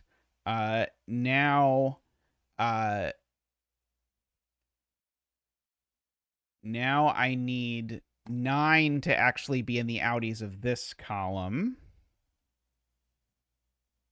Right? No. 9 is, yeah, right. 9 is in one of the circles in this row. Which one is it, is the point. 9 is not going 2 cells away on a between line from an 8. So that's the 9. And therefore, the 9 is actually in the outies of this column. So we did get one thing backwards when we did this. And so now we've got the 2 and the 9. Now the 9 is in the outies here. So I need a 1 in one of these circles. I don't think I know which one it is, but I do know what these digits are. No, I did not get them correct, so I wouldn't have to correct it. It was completely by chance, which actually is what happened to Simon, I think, is that Simon also got them almost correct, just because it was the natural order in which to fill them in. So these are a 1, 2, 3, 4, 5, 6, 7, 8, 9. So these are 1, 4, and 5, and that one's not 1. One of these is 1. Well, it had better be that one, because if that one is 4, 5, I'm not fitting this. So that one is 1. And that one is also 4, 5. Interesting. I thought these resolved right away, but apparently not. Oh, no, this can't be a 5. 5 is too close to 7. If this was a 5, this would have to be double 6. So that's the 4, and that's the... Oops. So that's the 4, and that's the 5. Yeah, 5 next to 7 is a problem. So now lots of these get filled in for quote-unquote free. So these have to be 4, 5, because 6 is gone. These have to be 5, 6. And in particular, that's going to show you what the black dot does, because that's going to be 6 and 5 and 3 and 4. By the way, did you ever finish your true candidates? There we go. So here you can see, by the way, this is what the true candidates of this grid looks like without an arrow or anything. And you can see, actually, if you're used to using this tool, there are several green cells in the grid, even without an arrow or anything. And what the green cells mean is, as soon as any of these digits are filled in, a 2 there or an 8 there, the whole grid resolves uniquely. And so that shows you just how much stress this grid is under, even without the arrow or the black dot or anything like that. Again, the real reason I went with the arrow is because the arrow shared the fact that you couldn't put 9s on it, so it was kind of clear once you got the beginning piece how to actually continue, although you could add just about any random clue you wanted to this grid and either break it or make it unique. Okay, so that's a 5. These are a 2, 3, and I know the order because of that. This seems to be a 1 now, probably because of disjoint or something. Yes, this is now a 1 because of disjoint. Thank you to Sven for implementing that, so that this puzzle's a lot easier if you have Sven to handle disjoint for you. So that's an 8, that's a 9, that's a 1, and an 8, and a 9, and a 9. And then, like, basically from here, it's all going to fall apart because we did all the hard work, except that we're going to have to color something, if I recall correctly. So let's see. Should I just mark it? Probably not. Let's see. Row 7, column 2. Let's see. So these are from 2, 3, 4, but that one is only 2. Sayori points out. Bye, Ranks. Let's see. I could certainly mark these bottom bands. Because this one's already a naked single 6. Is that really true? It's not 1, 2, 3, 4, 5, 7, 8, or 9. Yes, this is really a naked single 6. 6, 1, 3, 2. So these are 5, 7. These are not 5 or 7. They are 4 or 6. That is a 2. Let's see. I can fill in this stuff, maybe. Let's see. This cell is not a 7 because of where it is. Row 7, column 5 is a naked single, I am being told. Ah, yes, because of this 5-7 pair. Yes, the 5-7 pair does indeed give me an 8 there and a 9 there, which is handy.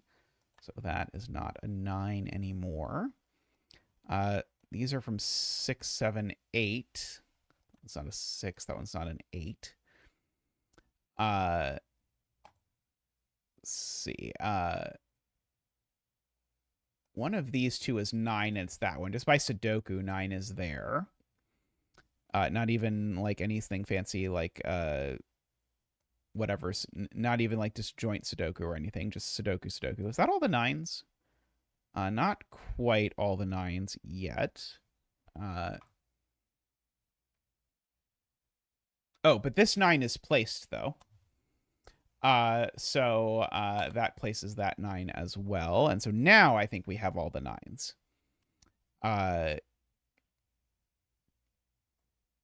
Okay, these are from... Oh, these just are a 6-7 pair. 3, 4, or 5. Let's see. These are, I guess, 3, 4, 5, 6, 7. But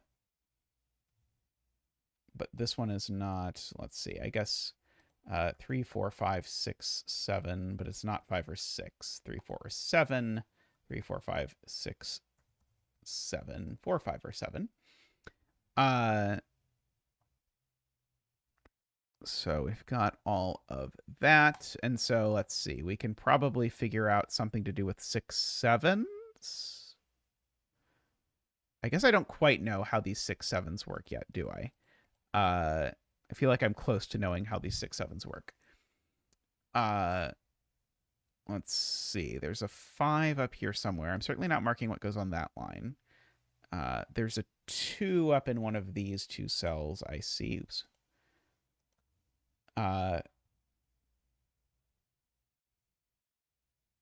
Row 1, column 2 is 3 or 4 just by Sudoku, and the column, and it's not 4 by disjoint, says Tall Cat, because of that cell, which is very good. So this is a 3.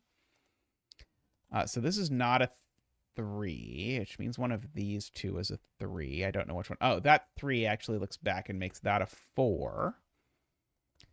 Makes that not a 4. Do cats have thumbs? I'm not clear on that. Let's see. So 1 is in one of these 2 cells. Let's see. Yeah, 5 is in one of these. Let's see. Oh, row 6, column 5 is another 6, 7, 4, 5. Ah, yes, it is a 6, 7. Okay, that's good. Okay, so these 2 are different digits because they're in the same place, and so they're not repeated. So these are like a weirdo 6, 7 pair, and so that's the circly flavor of 6, 7. This is the XE flavor of 6, 7. So this sees both the circly flavor and the XE flavor of 6, 7, so it can't be a 7, so that's an 8. Out of nowhere somehow.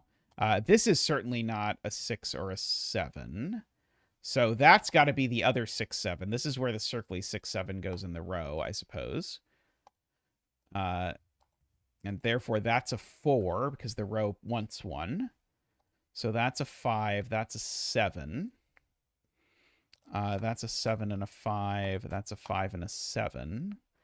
Which now has resolved that X is 6 and circle is 7, and that's an 8, 4, 5, 7, 6. So there we go. So we can probably mark the rest of the grid now. So yes, so we get a 5, a 3, a 6, a 4, a 3, 8, a 4, a 1, 2, a 4, a 1, a 3, and 8, a 2, a 1, a 6, 4 and 6, 3 and 2, 5, 7, and 8. That is 2D wave particles. So this is unlike almost anything. I mean, this is completely unlike anything I've ever set. I'm not like 100% sure if I think this puzzle is like fun.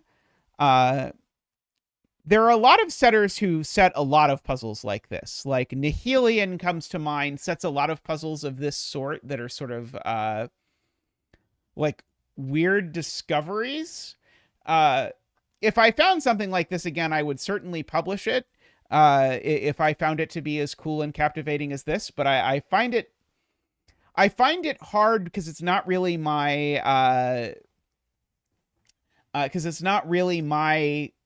style to like just go entering grids and see if I find something. This was sort of a rare instance where there was sort of like the first thing I tried just led to like, oh wow, this is a thing that took me a long time to understand and then sort of piece together and turn into a puzzle. Tallcat says very glipperal. Yeah, I feel like old glipperal puzzles were more often like this than newer glipperal puzzles. The title, by the way, is a reference to a puzzle by Totally Normal Cat, who I also enjoy the puzzles of. Totally Normal Cat has a puzzle called Wave Particles, in which there's this repeating pattern of arrows, and you have to solve almost the entire puzzle with knowing that each of them resolves a particular way, but not knowing which is which. And so I named this 2D Wave Particles because I felt like you had to do the same thing, but in 2 dimensions instead of 1, because you had to figure out how does each row resolve without knowing which row is which? How does each column resolve without knowing which column is which? And then everything just sort of falls into place. Oh, wow. I had not noticed that before. But yeah, there are a number of sort of like double arrows in here as well that I had not appreciated. Like that's a double arrow. That's a double arrow. This is a double arrow. Wow. Yeah, I had not noticed that before. I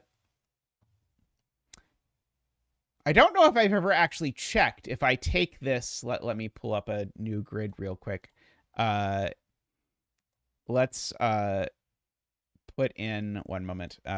We're just going to try together and see if I put in double arrows now in this shape and then click disjoint. We'll see how many solutions there are. We'll do it together.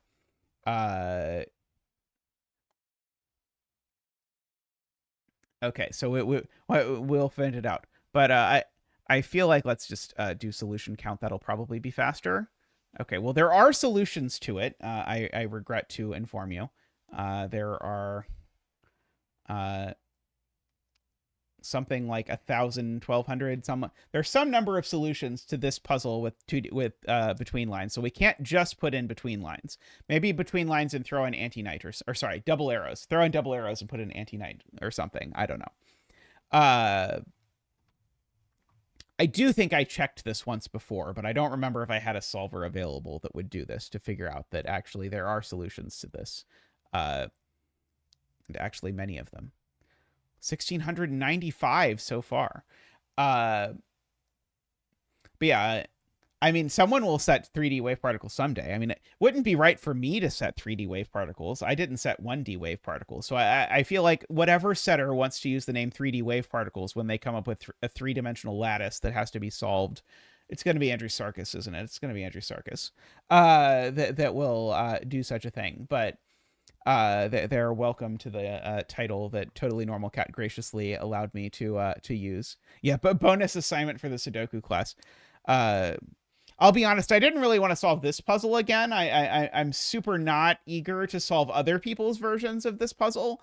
But I do still find it very cool, and it's definitely one of the weirdest Sudoku things I found. It's certainly the most distinct because it had this arc of, I don't understand what the solver is telling me. The solver is telling me something that clearly means something is going on I don't understand. And the sort of aha moment of realizing that what this is really about is that some two things can't go in circles in the same row if they go in circles in the same column.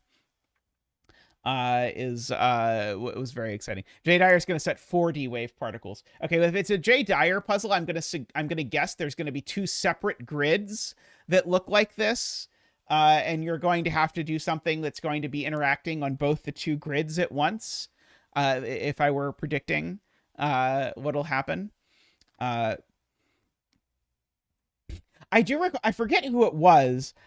Someone, like, as soon as I did doublers, as soon as we published Topsy Turvy, because Tallcat and I published a doubler puzzle, which was sort of the second and sort of the first doubler puzzle, and someone immediately asked, does the 2D wave particles grid have solutions with doublers?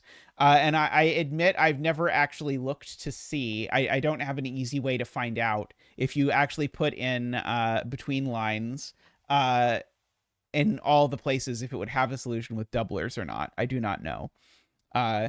Perdoku wave particles. Oh my god, Perdoku wave particles. Is Ranks still accepting submissions of Perdoku puzzles? Maybe I have one for him. Yeah, it will just be a Perdoku where it will be the 2D wave particles grid, except for one person it will be the between lines in the rows, and for one person it will be the between lines in the columns. And that will be the puzzle, and it will be like, good luck. Have fun.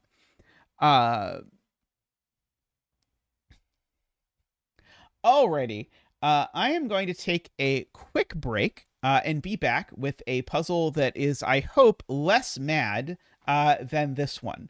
Although I think it has Frack in the title, so it may or may not be less mad than this one, but we will see. I will be back in just a moment.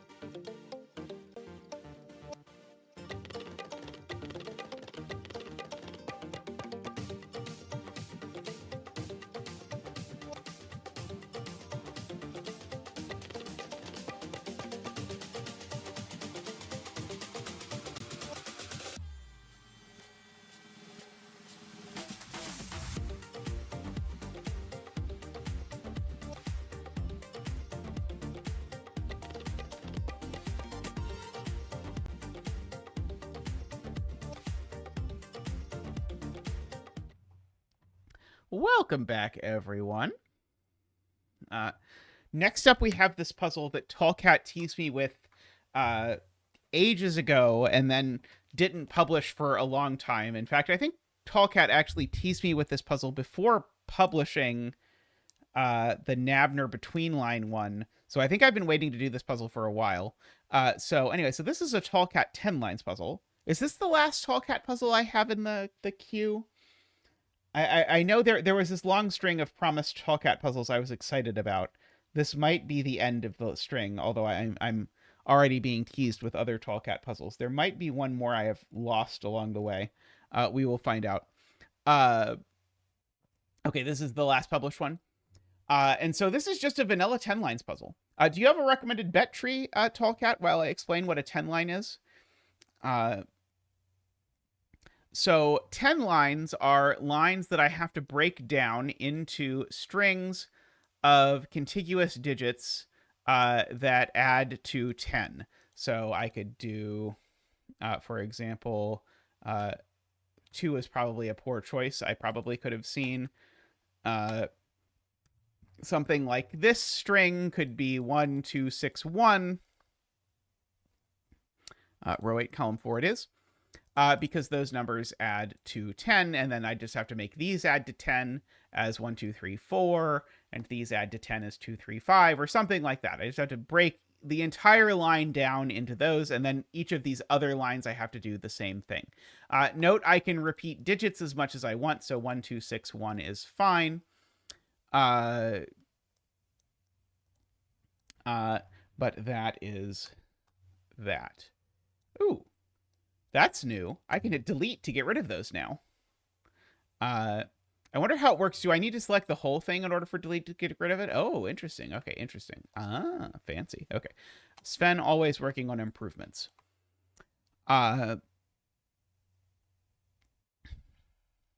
So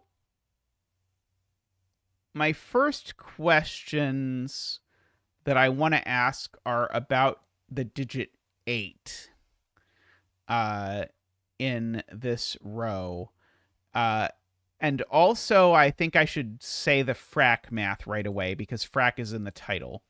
So by the way, if you are unfamiliar with why this is called Frack redux, because unless you're well inundated in the Zeta lore, I have a more than 2-year-old puzzle that has a line around the edge that looks exactly like this. That is not a 10 lines puzzle or anything like that, but that is why the title is Frack. It is one of my cooler puzzles, I think, personally, but it's weird. But the reason why I point that out is because it connects to the break-in of that puzzle connects to noticing something about the sum of the digits that look like this. Namely, this would be 4 times 45 if I just added these all together, except that I've counted these digits in the corners twice, and I need to count them 0 times. So the total of all of these digits is 4 times 45, which is 180, minus double the sum of these. So what that means is double the sum of these 4 digits has to be a multiple of 10.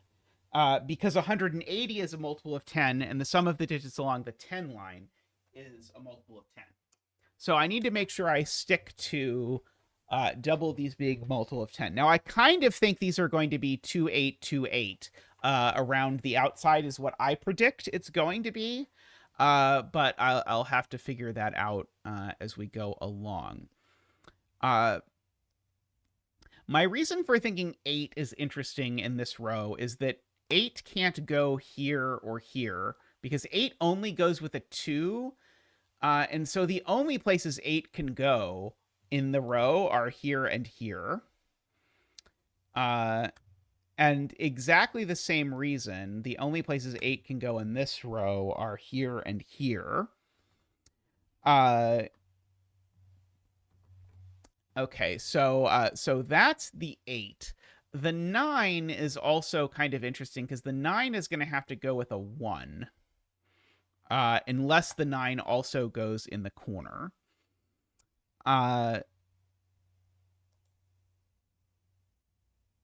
Okay.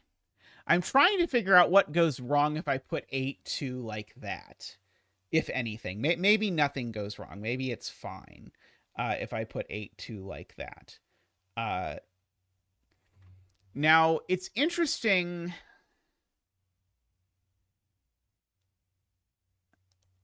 I was noting that there's actually sort of a connection as to whether I put 8s in on the ring or off the ring through this medium of the fact that the sum has to stay the same.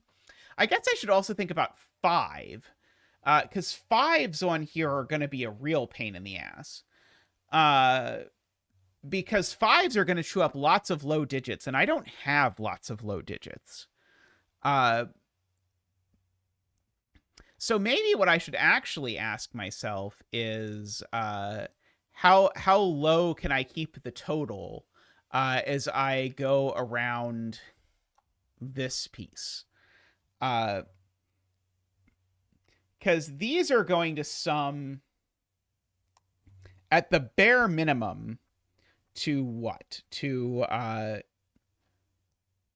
so this would be at a minimum the digits 1 through 8 added together minus 2, which would be 34, 68. So these sum to a minimum of 68, which means they need to involve at least 7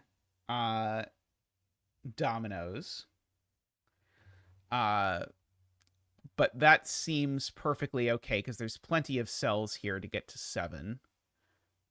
Actually, are there plenty of cells here to get to 7? 1, 2, 3, 4, 5, 6, 7. Oh, actually, no. There's not plenty of cells here to get to 7 because that's only 14. So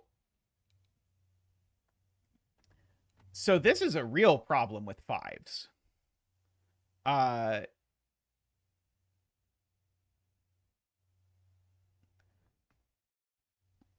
Because I need to have at least 6 breaks in here. And if I have at least 6 breaks in here, that means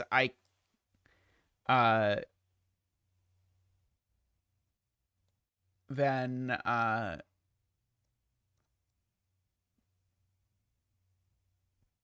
yeah, because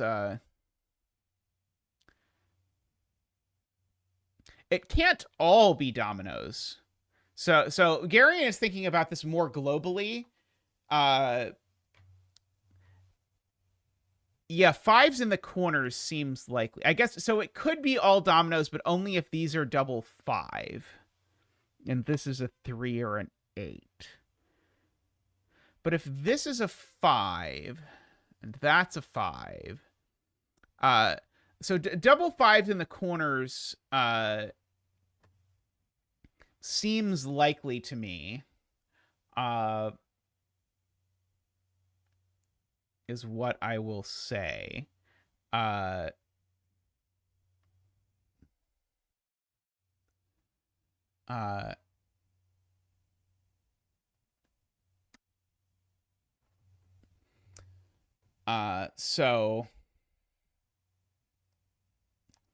the absolute maximum, as Garian says, that these can sum to is 140 if it's 14 2-cell things. So that means since we started at 180 minus double these, that means we need double these to be at least 40. So that means these need to sum to at least 20. That's very plausible that these sum to at least 20.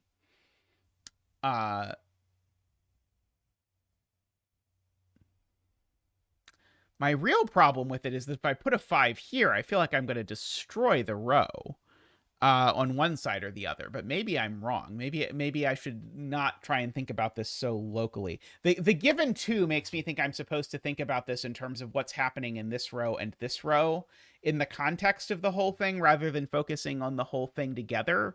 But maybe I'm wrong. So if this was really all dominoes, what would happen? If this was really all dominoes, then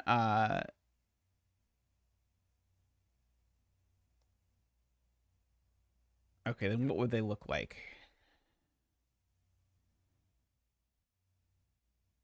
Because I can't have a 5-5 domino anywhere. So I guess this would be 5 and 5. Uh,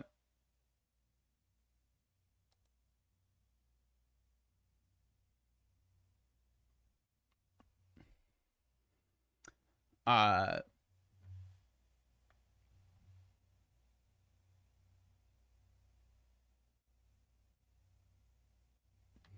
well, I calculated the minimum before, right? Because before I said that these sum to at least 34, and 34 times, oh, sorry, that's 34, and 34 is 68, plus 28 plus 28. What's 68 plus 28 plus 28?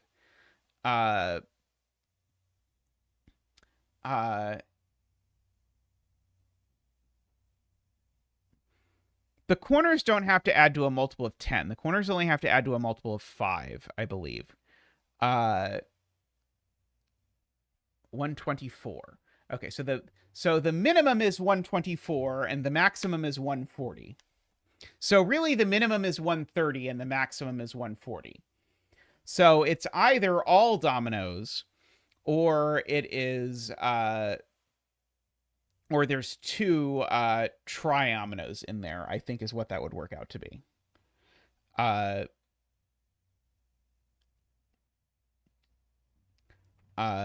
Is there a Sudoku problem with all dominoes? I'm going to just try and draw in all dominoes for a second just to see what it looks like. There might be some Sudoku problem with it that I am not at first appreciating. I just assume it's not going to be all dominoes.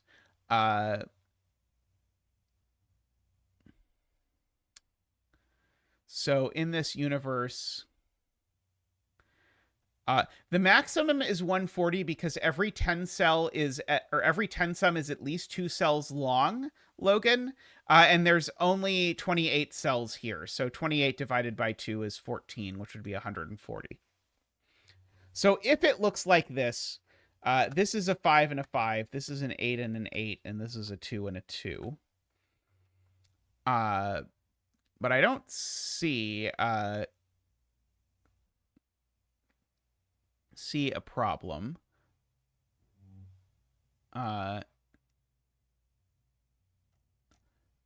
with this immediately. Yeah, that would certainly be an 8 in that universe. I mean, I think it would be boring, but I don't see a reason why it wouldn't work unless I need to, like, color these and see that something weird happens. Like, that would have to be different from that. And something, but I don't even see an immediate problem with this unless I need to, like, color my yellow, blue, whatever all the way around the outside of the grid. So I don't see a problem with this, but I assume that's not what happens. Let's see.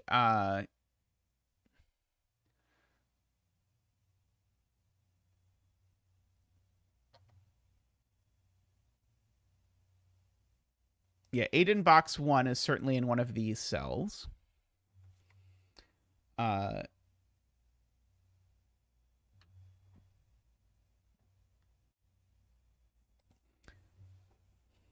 So should I ask you about 5 in box 1?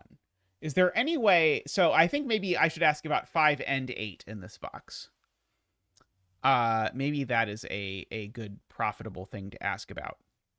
Because I don't think 5 can possibly go on here, can it? If 5 goes on here, it goes with a 1-4. There's no way I can possibly put a 5 here, right?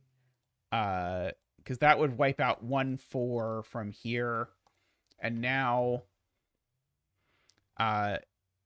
these two cells could be 3-7. Maybe this is actually okay. Maybe this is fine.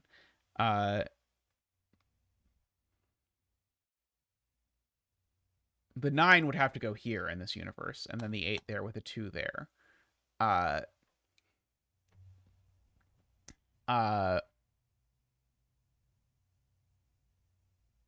Oh, it certainly can be. The other 1-4 can certainly be there, but that was my next consideration, was can these be 1-5-4? That was going to be the next case in my my case argument, Tallcat. But I was hoping before having to get to an exhaustive case argument, something was going to occur to me that I had not yet appreciated. Is that this seemed to be the easier one to break than this one. But I don't think I can even break the easier one to break without thinking about something like these.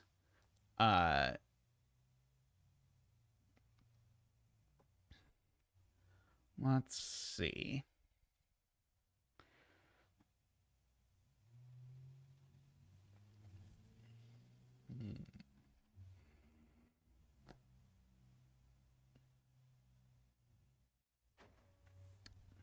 Eight, 2. Yeah,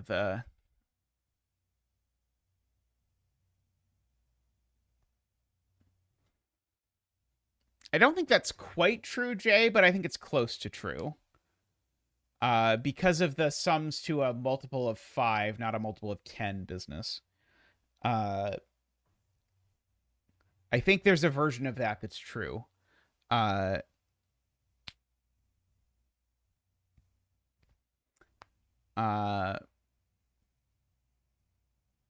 trying to decide if these lines do anything.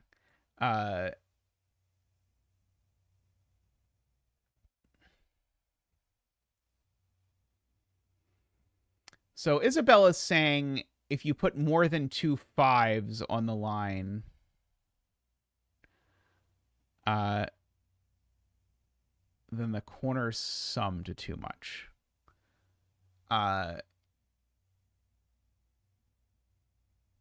So if neither of these is a 5, then there's a problem.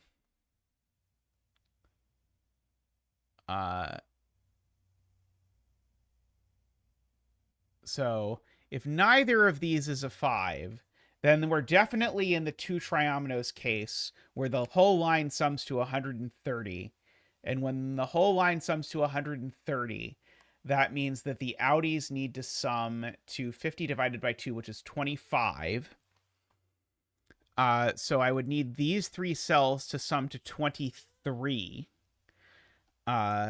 which would mean they would all have to be at least 5, I guess. And we assumed in this instance that that one of them, well, we're saying if none of them are 5, I suppose, then that's when we get at least 2 5s on the line. So I think they would have to be like 5, 9, 9 or something in order for that to work out.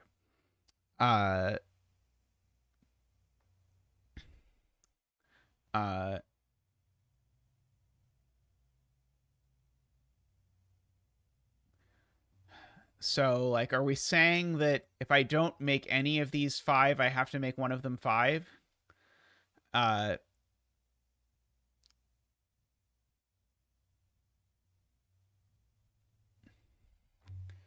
if the... No, I don't think so.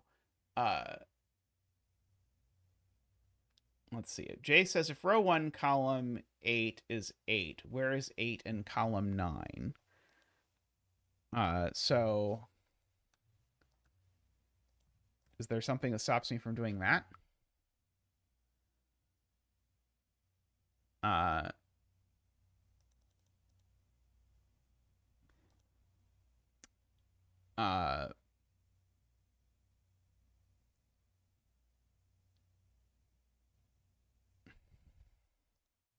Because, yeah, the corners either sum to 20 or 25 is the point. And so these 3 either sum to 18 or to 23.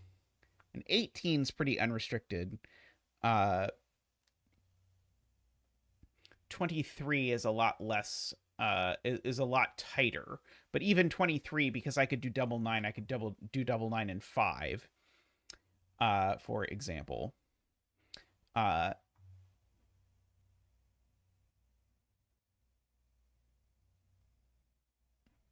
I guess. Oh, hold on. Okay, sorry. I think I see a better way to see this. So if there's no fives in the corner, then my sum is too little. Which is, I think, what Isabella's saying, but me saying it the opposite way. If there's no fives in the corner, that's 4 separate 3-cell 10 sums. And 4 separate 3-cell 10 sums is going to pull the sum down to 120, which is too low. We already said that the total is either 130 or 140, right? And so we definitely need a 5 in the corner. So, okay. And so if we definitely need a 5 in a corner, we cannot do the 8822 business. So one of the corners is a 5. And so, so one of the corners, we'll do a weird thing, is that one of the corners is a 5. Maybe 2 of the corners are 5s. But at least one corner is a 5. Now, if I now put an 8 here, I don't know, maybe that's not quite good enough. So 2 and 7, or sorry, 2 and 5 is 7.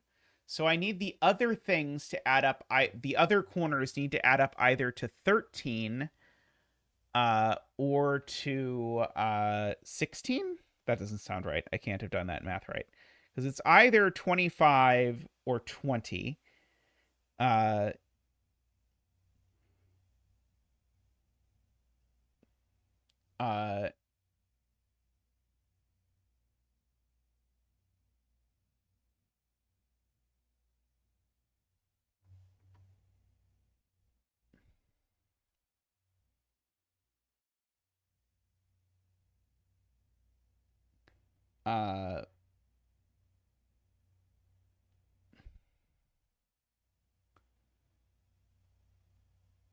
Why not 5 in row 2, column 1, or row 1, column 2? Oh, okay, yeah, but all I'm saying is there's at least one 5 in one of the corners, because I can't fit 4 5s in. It would pull the total down too low.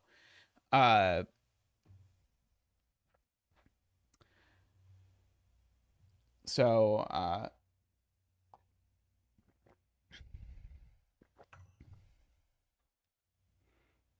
I don't think I need 2 5s. At least I don't know that I need 2 5s yet.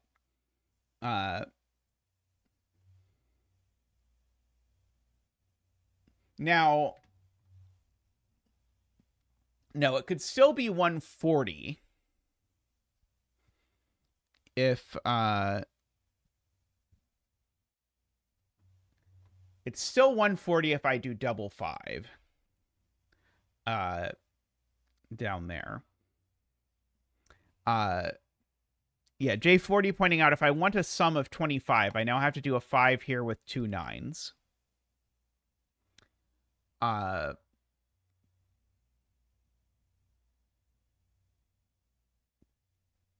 That would have 2 5s in things.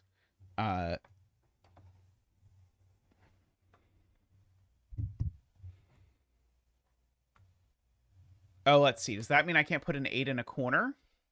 If I do put an 8 in this corner... okay. So if I put an 8 in this corner, it now means that I am putting a 5 in here, which means my total is at most 130. Which now means I do need these to sum to... which means I now need the corners to sum to 25, and they can't. Okay, yeah, so I can't put 8s in the corners.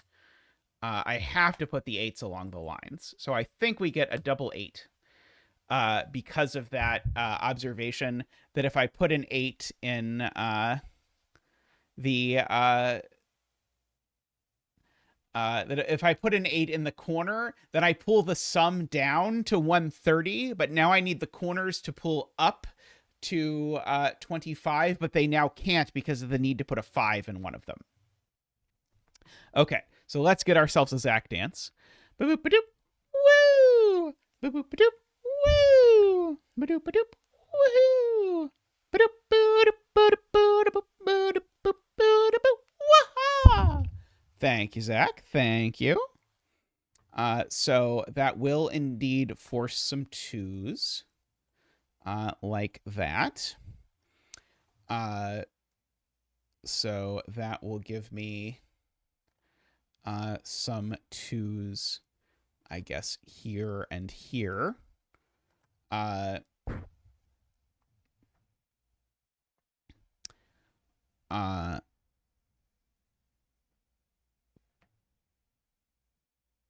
If it is, I don't know about it, Nicholas.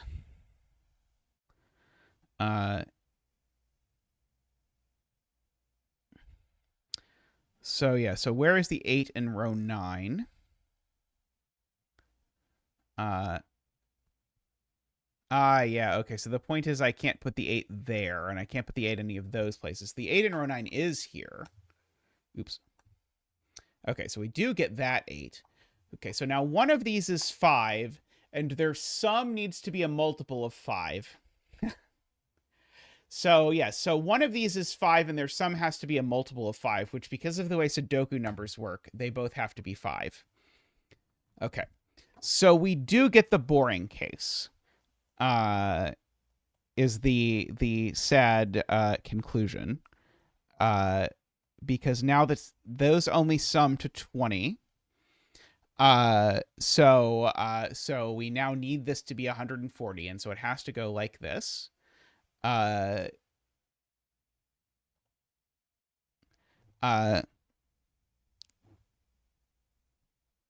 Isabella says it's not boring. I don't know. I feel like this is the 1-9 between line of length 28 10 lines.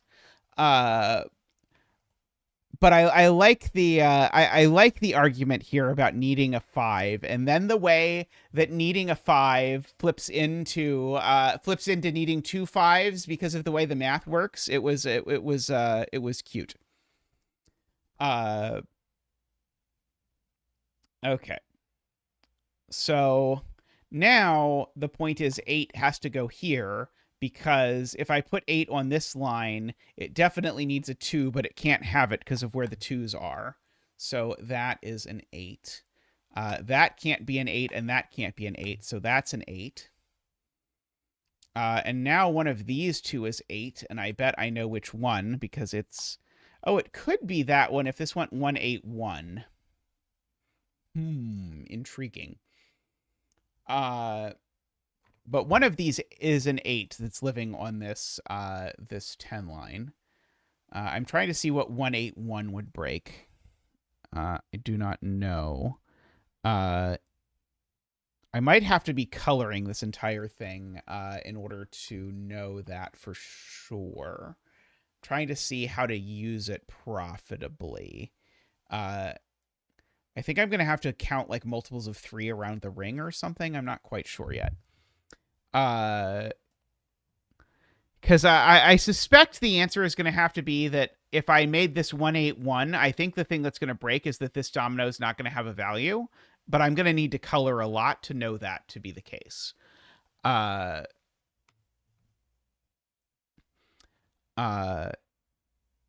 So if this was a domino, where would that domino go in this row? And the answer is it would have to go there. So in the world where this is a domino, that's the domino. But I don't quite see what that does exactly.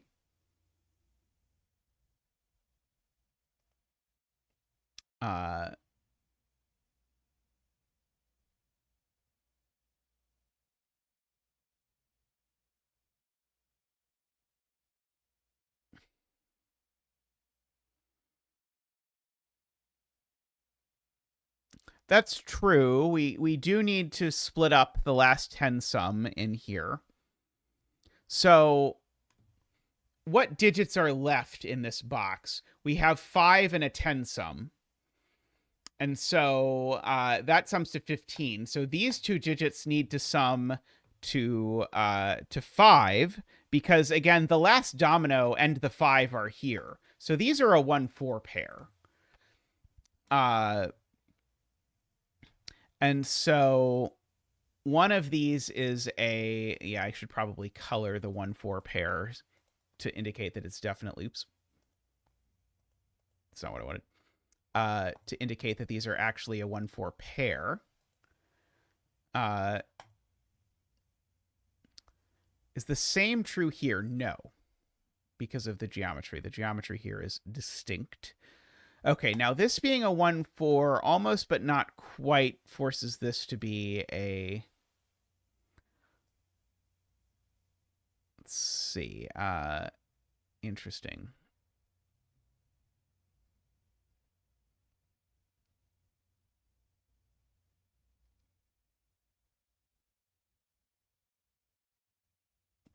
Ah, right. So the point is if I put a 5 here or here, I would need the yellow or...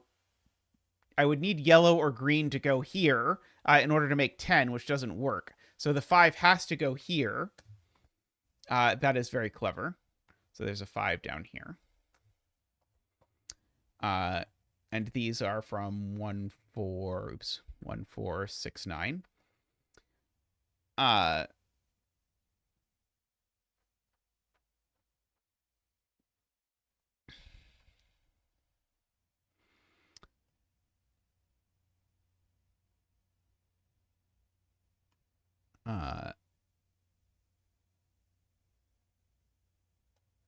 5 in box 4. Very good. Yeah, 5 in box 4 is here. So now this is a single line. And if there's not a 1 on this, then it's already too big. So there has to be a 1 here. Oops. So this is 1, 2, 5, and 1, 2, 5 sum to 8. So that makes that a 2. And makes that a 4, and that a 1. So that's a 1, and that's a 4. That's not a 2. I can get rid of the 2 and the 5. So that is not a 2. Well, this certainly isn't a 9 anymore, and this certainly isn't a 6 anymore, for whatever it's worth. Okay, and so this domino is now known, because it's not 1... It doesn't have a 1, a 2, or a 4 in it. So this domino is 3, 7.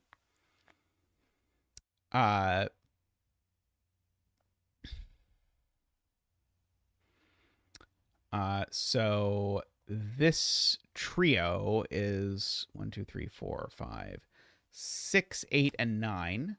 That one's not an 8. So this is a 6 or a 9. So that's a 1 or a 4. And so this is also 1, 9, 6, 4, just for the record. So that's not 1, so that's not 9. And so therefore this is 3, 7 just by Sudokuage. And so now this is not 3, 7, and it's not 1, 9, and it's not 2, 8. So this is now 4, 6. So this is 1, 9, and I know the order.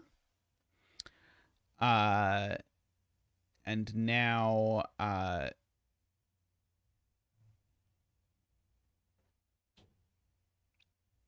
let's see. That seemed useful. So there's no 1 coming down here. So these are a minimum of 2, 3, 4, and 1. So they could just barely be a length 1 line if it really wanted to.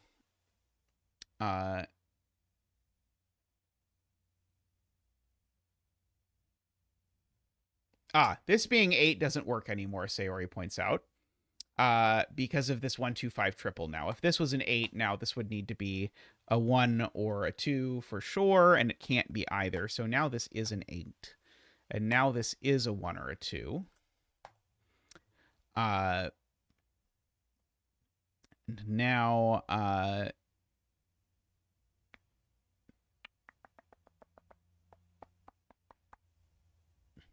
now something.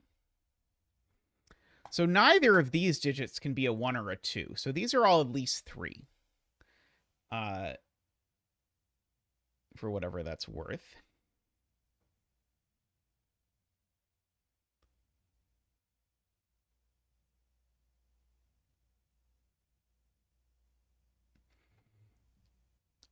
Garion points out these three cells can't sum to 10 or less because these sum to a minimum of 3, 4, 5, which is 12. So therefore, this is a domino, and this is a triomino.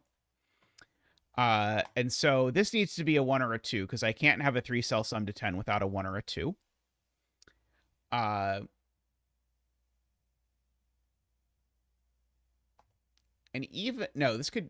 Oh, and if this is a 2, it doesn't work because if this is a 2, I need these to add to 8 without being 1, 7, 2, 6, or 3, 5. So this is in fact a 1.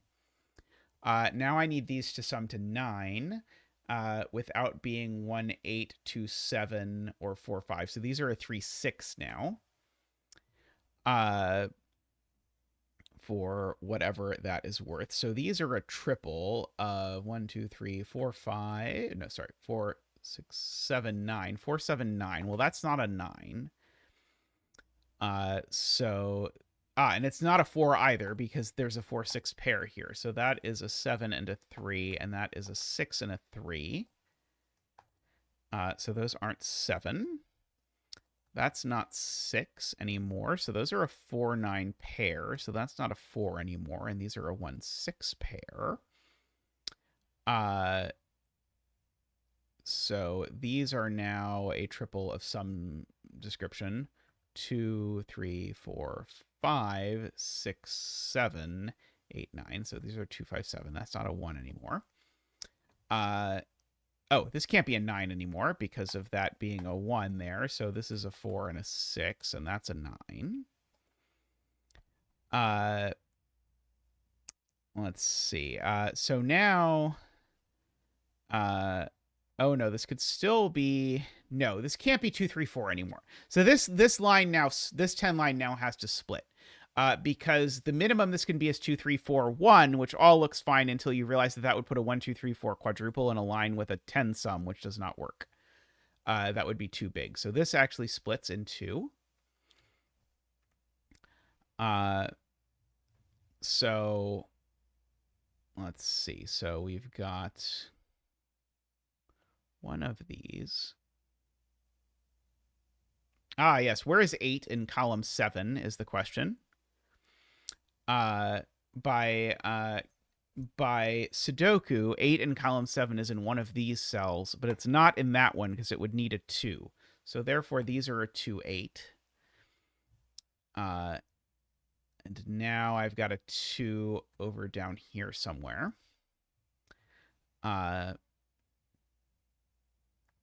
Let's see.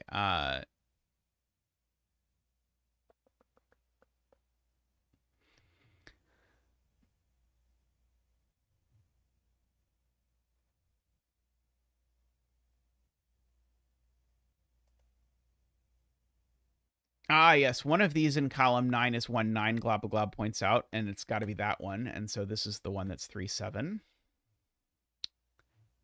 And so this is 4, 6, or 1, 9. But apparently of all of those, this one is not 1, 9 or 6. So that's a 4, and that's a 6, it would seem.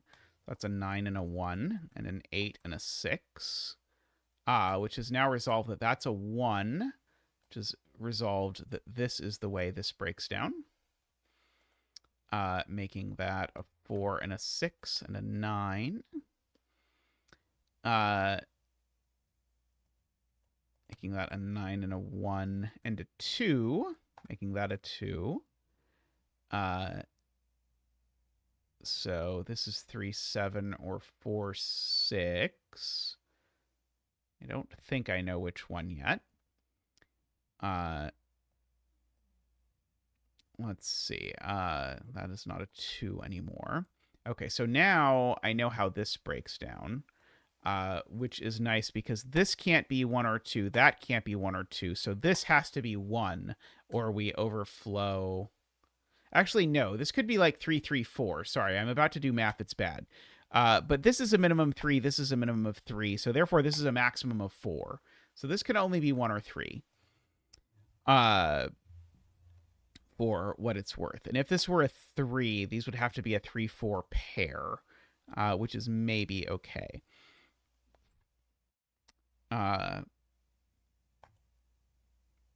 This digit is very restricted. It is only a 5 by the row, because it's not 1, 3, or 5. Or sorry, it's not 1, 3, or 7. So this is only 5 by the row, which makes that a 1, makes that a 3. Good thing I caught myself saying that had to be a 1, because now these are a 3-4 pair. And that is a 7 and a 3, and a 7 and a 3.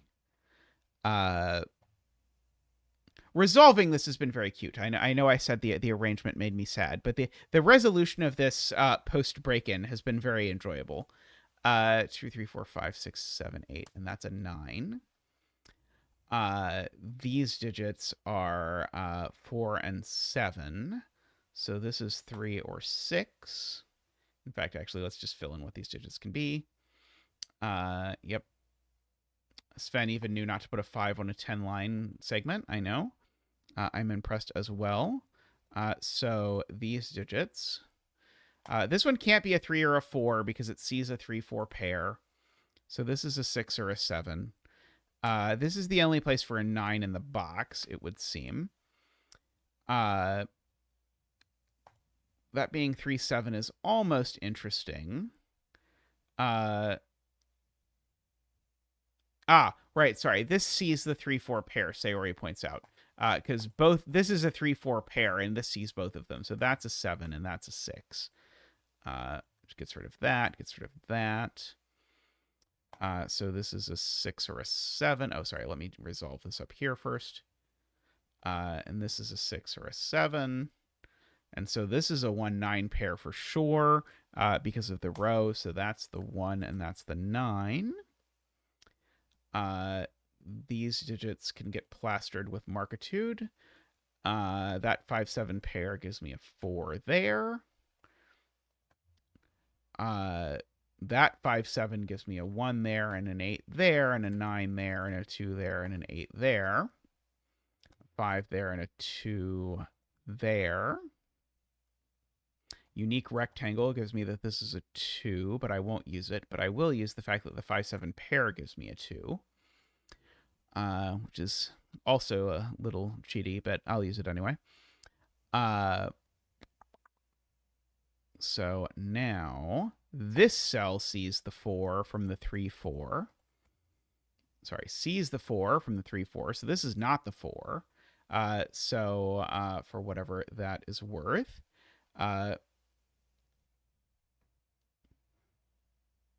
Sayori smartly points out that this digit has to be that digit by box magic, because this digit can't repeat there, because remember, these are a 3-4 pair, and it's none of those digits. So these two are the same, and they're 4. Very good spotting. So that's 7 and 4 and 6. 6 and 4 and 3 and 7 and 3, 5 and 7, 5 and 7. 5 and 3 and 5. And the betting tree is a 6. Congratulations to all the 6 bettors out there. May all your betting tree wishes come true. Interesting, yeah. So the way the border broke down was forced just by sort of min-maxing and careful thought.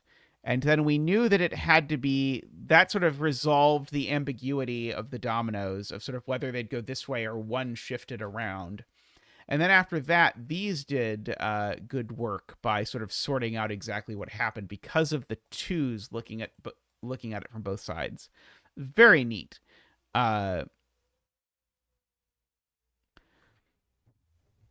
Tallcat says he was slightly more global on how he thought about the math, but that makes sense. Alrighty, I'm going to take a quick break and be back in just a moment. So see you all shortly.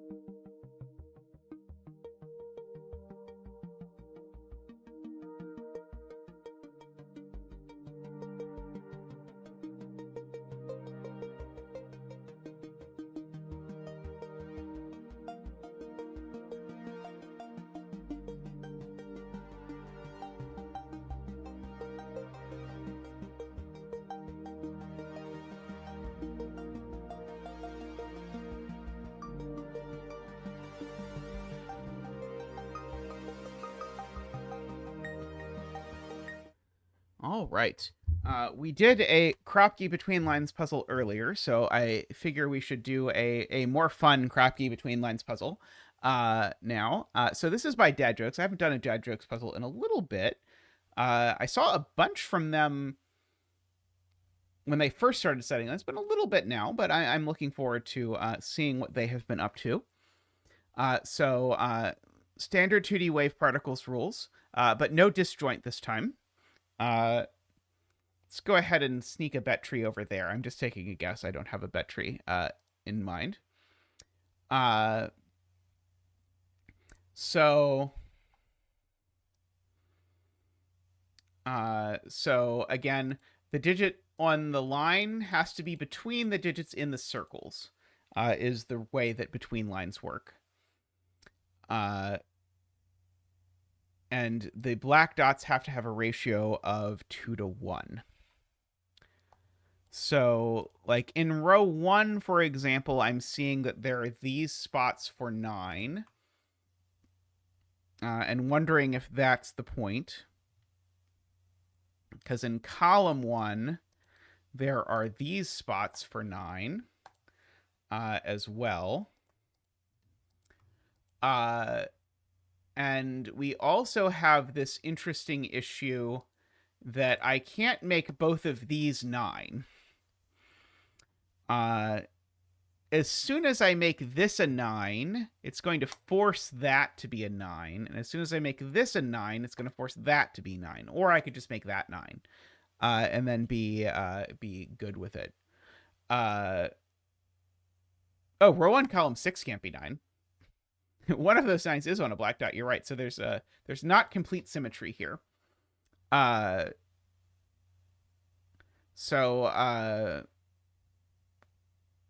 I somehow in my brain thought it was completely symmetric with that, but it's not. So if this isn't a 9, I guess it doesn't immediately do anything super spicy, does it? I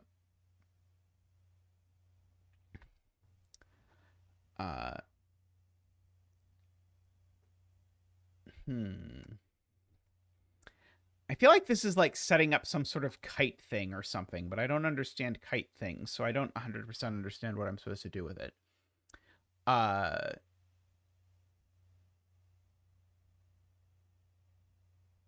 see.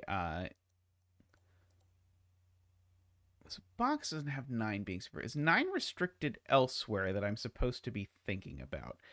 Okay, so yeah, so there's also a restriction in this column on 9s. And I think the point is going to be that there's going to be some interaction between this box, because this row also has a restriction on 9s. So also 9s. Okay, and so I think there's going to be some like periodicity thing or something going on here. Like if the 9 is in one of the purple cells, then if the 9 is in one of these two cells, then that cell's a 9, which will then make that cell a 9. Is one of the universes. Or the 9 is here, in which case that cell's a 9. And that cell's a 9. And now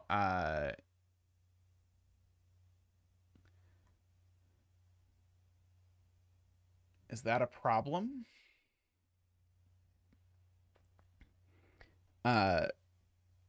I'm noticing in this one none of the lines have a 9 upstairs.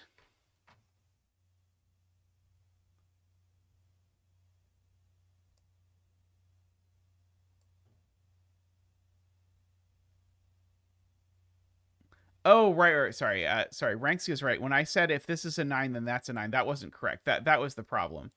Uh, I said if the 9 was here, it would have to be there, but no, the 9 could be in purple and green. Uh, well, a 9 in purple and green uh, is actually interesting because the point of that Garion was looking at is that this triangle is very tough because you don't want odd length cycles on your between lines, because odd length cycles on your between lines make your life more annoying, because you usually want your between lines to be bounded by 1 and 9, but these can't be all bounded by 1 and 9. It's not possible, as I learned from Qodec many years ago. So there's an interesting thing that these have to be at least 4 apart. Sorry, at least 5 apart. These have to be at least 5 apart. But then the annoying thing is these could be repeaty. And if these are repeaty, then I don't quite get the tension that I need to. But a very natural way to do this is what Garion is pointing out, would be to make these 1, 5, and 9. But the problem is these two can be very close together. And then have that one be 9, for example.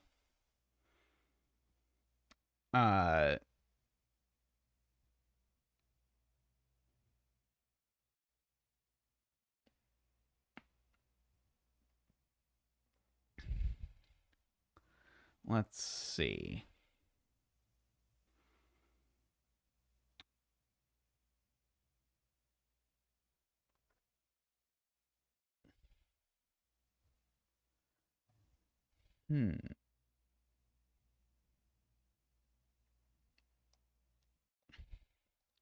So should I also... There's no way that also asking about ones is profitable, is there?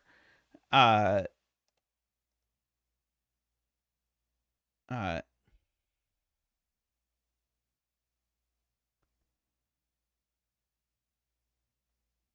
see, Nicholas is interested in 9s in column 6, which there are 4 spots for, I think.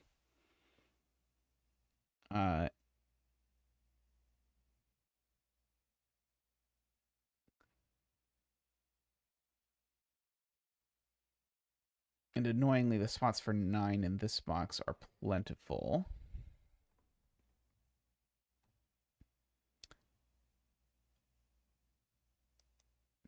I'm looking at things like, if I don't put 1 in one of the circles in this row, then I'm either obligated to put 9 in one of the circles in this row because I put the 1 there, or this has to be exactly a 1-2 pair. Yeah,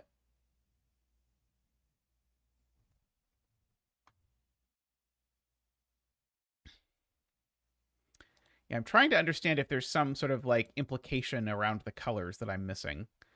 Uh,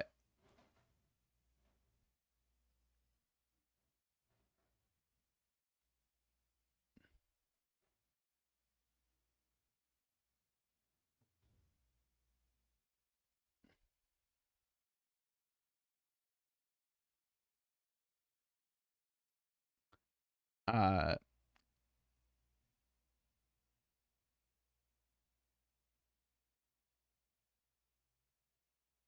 let's see. Garion is saying this as one of these circles is between the other 2 circles, which is certainly true because these circles are all different.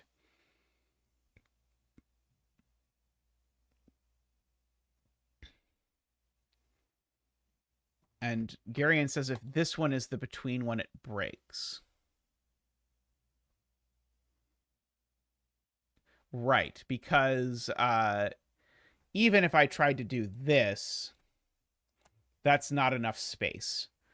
Because I only have 3 digits there and 3 digits there, and that doesn't work. So this digit is not between these two digits, for whatever it's worth. And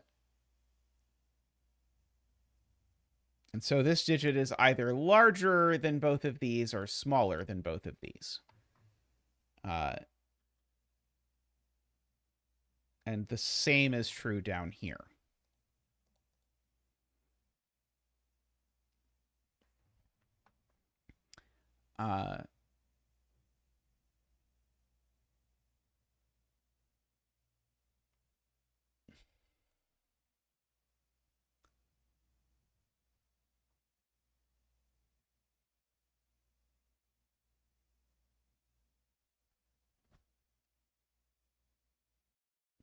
So, yeah, so what's the biggest this could be if this is smaller than both of them?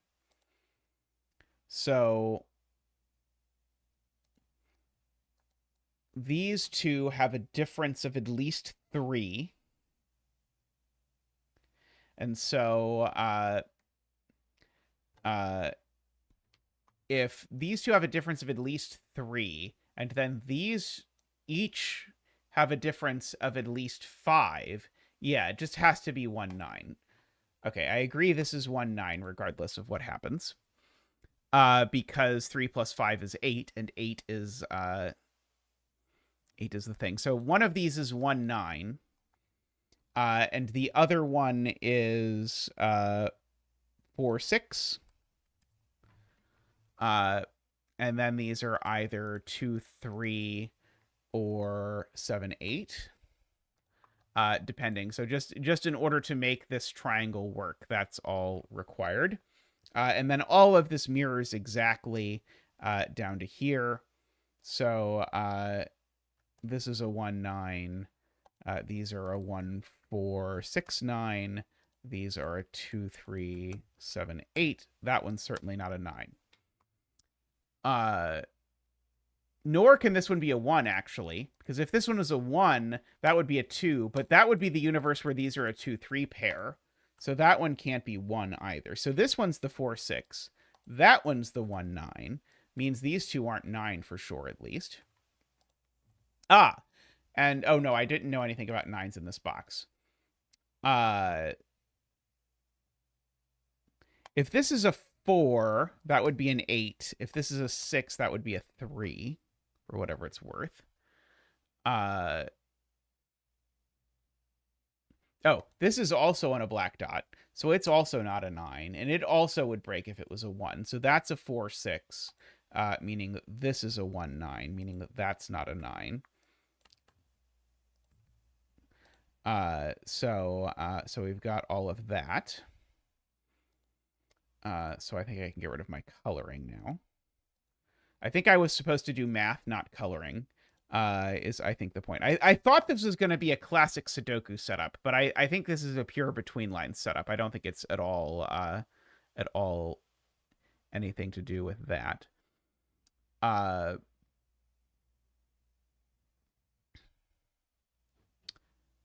Okay. Yes. So Sayori's point is if this digit is 6, then that has to be a 1. But now this black dot has no digits between 1 and 6, because this would have to go 1, 2, 3, 4, 5, 6, and these would be 7, 8, 9, and that doesn't work. So therefore, this is a 4, and we get a 4 dance.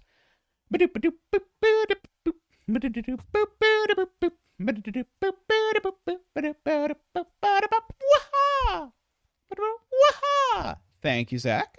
Thank you. So that's a 9. That's a 1. These are all from 2, 3, which makes that an 8. Means these are a 1, 2, 3, with that being the 3 and the 1, 2, 3. Now this needs to be a 9, because if it's a 1, there's no digits on it. So, and that would be a problem. So we get all of that. This needs to be a 4 in our universe that we have said before. So these are all 2, 3. I did it backwards. What did I do backwards?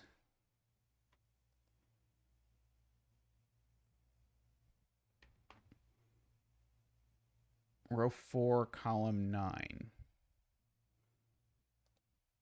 Yes, I did do it backwards.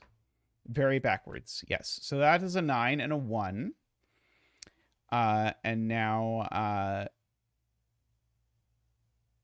the whole point here is that this can be a 6 and a 3 in order to make this work, so that none of these are 2 or 3. And in fact, that one's 7 and 8. That's 2 and that's 3. That's 2 and that's 1.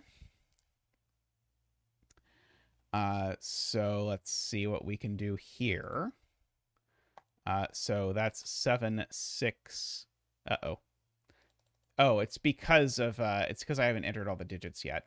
5, 6, 7, 8, 9. Well, that's not 9, 7. That's not 9, 7, or 5. So this is 6 or 8. These aren't 8 or 9. That one's not 6. That one's not 9. Oh, none of them are 9. None of them are 9, shockingly. I did not see that coming, I'll be honest. So this is 3 or 4, and it's not 3. So that one is 4, and that's an 8. Is the point of all of that. So got all of that. So these are 5, 6, 7, 8, just for the record. And these are 2, 3, 4, 5, just for the record. These are, yeah, that's probably worth mentioning, 2, 3, 4, 5. So these are 7, 8, 9, and so that one is an 8 with a 4. Going on over there. Let's see. So there's a 4 in one of these two cells. Oops. 4 in one of these two cells. I do know that this is from 1, 2, 4, 8, just because there's a 3, 6 looking at it vertically, and I know there's not a 1 on it. And that one's not a 2. I know one of these is a 4. For whatever that is worth. I know there's a 3 hanging around in these cells just by Sudoku. If that was an 8, I would need a 9 in one of these circles, but that seems okay. This isn't a 5. So this is either 2, 4, 3, 6, or 4, 2, or 8. It's not an 8. Why is this? Oh, this is not a 4 either. So this is a 2 or a 6. And so this isn't a 2. This is a 3 or a 4. Oh, this is a 2, 4, 5 triple. That's a good point. So that is a 3 and a 6. Thank you. So no 6 goes there. One of these two is a 1. It's very tight if that's a 1, which makes that a 2, which makes that a 1. But I don't immediately see that it breaks. That 2, 3 pair says that's not a 2, actually. So these are a 4, 8 pair, making that a 7 and that an 8. Making that not an 8 and that not a 7. Making one of these two's a 9, I guess. One of these two's a 2, I guess. 7 in box 9 is there. It's being pointed out. 6 in this box is over in one of these cells, I suppose. 6, 4, 3. This can't possibly be a 6. If this cell is a 6, this cell can't possibly be anything, because it's got to be at least a 4. It's going to be too close to 6 either way. So that's never the 6. That's always the 6.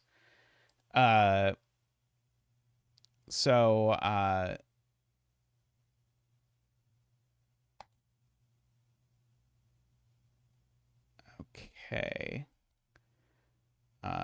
Will you pencil mark this correctly this time? I think so. These aren't 2 or 3, though. They're 5 and 7. So that makes that a 2 and that a 3 just by doing my marking properly.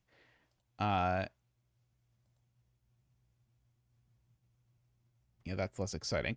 It has been dad jokes. Let's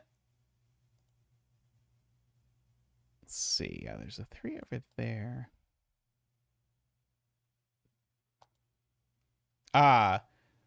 Similar thing here. If this is a 4, now this can't be 6, 7, 8, or 9. And so what on earth am I going to put on the other side that's at least 4 away? The answer is nothing. So that's the 4, or the green. Take your pick. Let's mark this column and see if similar magic happens. Similar magic did not happen. Oh, there's a 3, 5, 6, so that's at least an 8. So at least a little bit of magic happened. Let's see.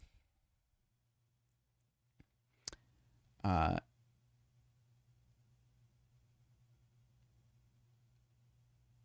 in box 3 is there. Very good. So I need to go down by at least 4. In particular, that's definitely a 4, and that's an 8. So this is a 1, 2, or a 3 just because of that. So these are from 2, 3, 4, 5, 6, 7. And that's not a 4 or a 7. That's not a 3 or a 4. Let's see. Where are the 8s poking into this box? So that circle is an 8. Oh, I also can't put a 5, 10 on the black dot. I didn't see originally that this black dot couldn't be 5, 10. So this is a 2. I need that to be a 1. Oh, this can't be a 1. So this can't be a 2 either.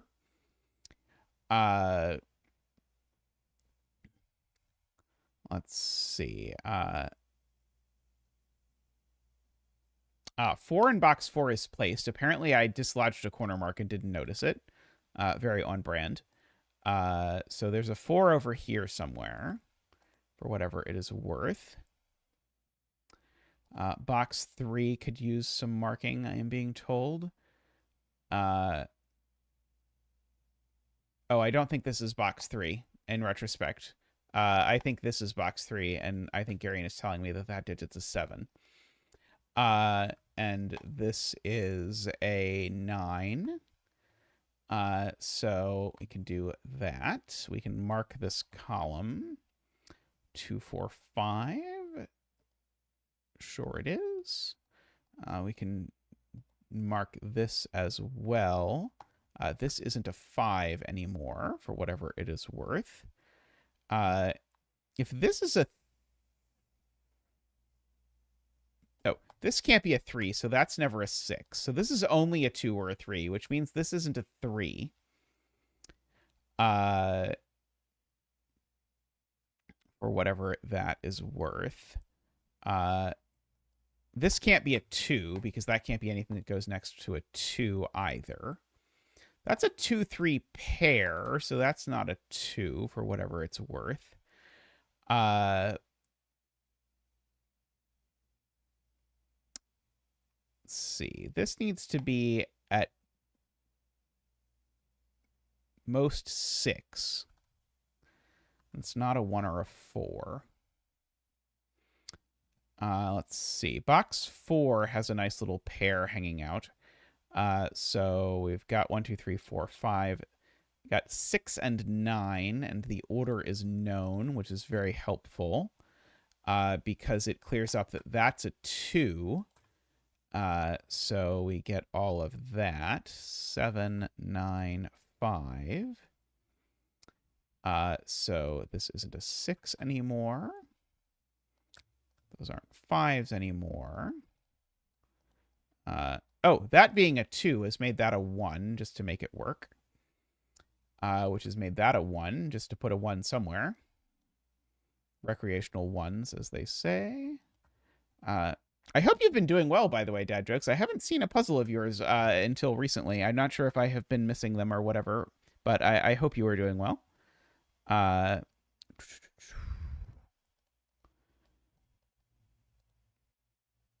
Okay, so there is a 9 and a 1. The 5-6 pair here makes that a 7, Ranks points out. Makes that a 1.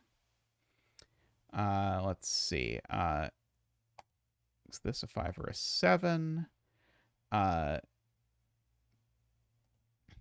see. No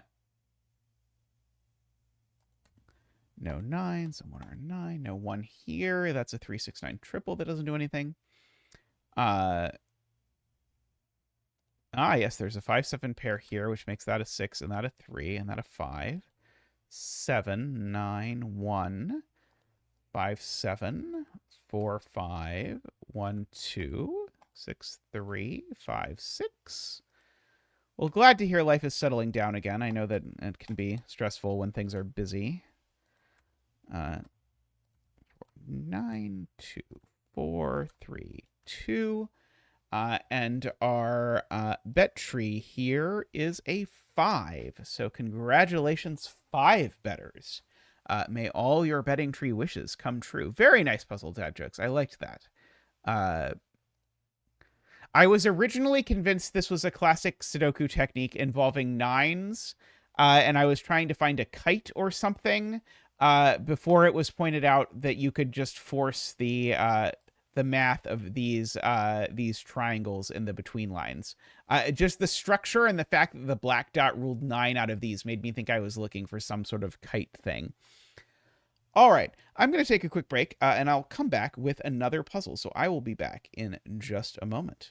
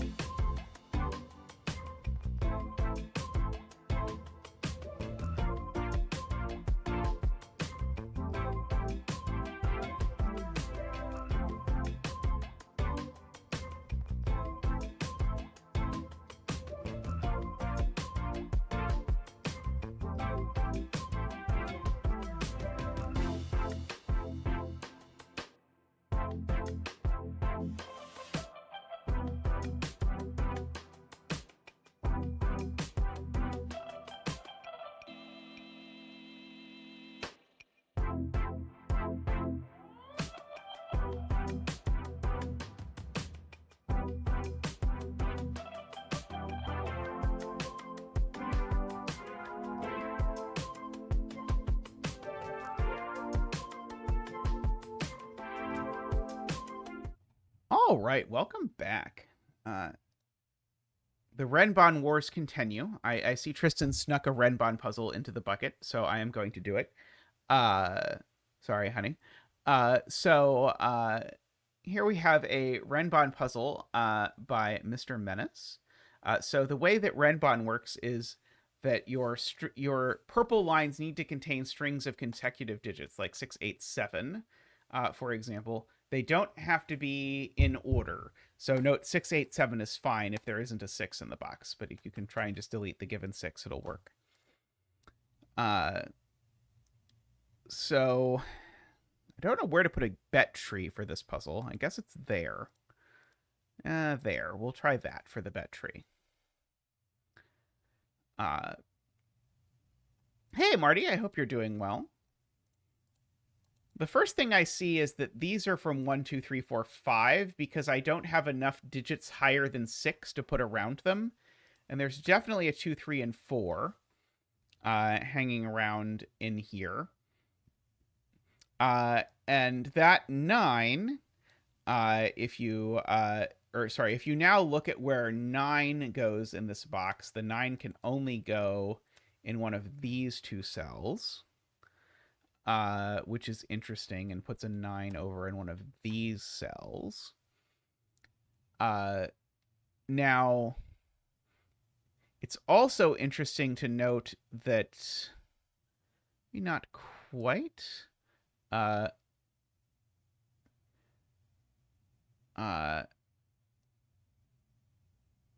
See, there's an interesting thing going on with 1 in this box that's somewhat similar, but not quite. But whichever of these is a 9 is going to be 9876543.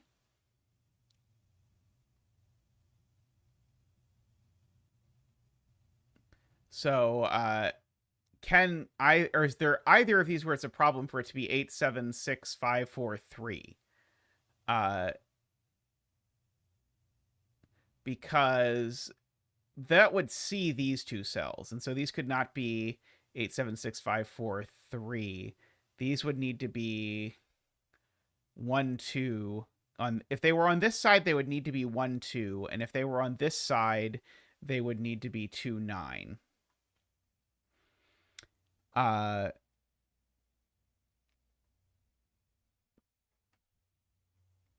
Interesting. 9 in this row is a little bit restricted, because it can't go. 9 in this row can't go there, can't go there. Only a little bit, but I assume that's what this is doing.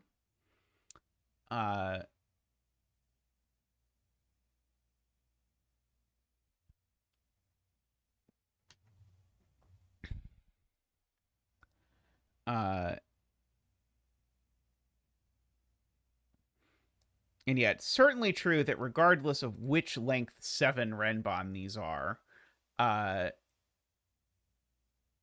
there is a 3, 4, 5, 6, 7 on them. I mean, it would make the most sense for these to be a 1-9 pair. If these aren't a 1-9 pair, then we run into issues, I think.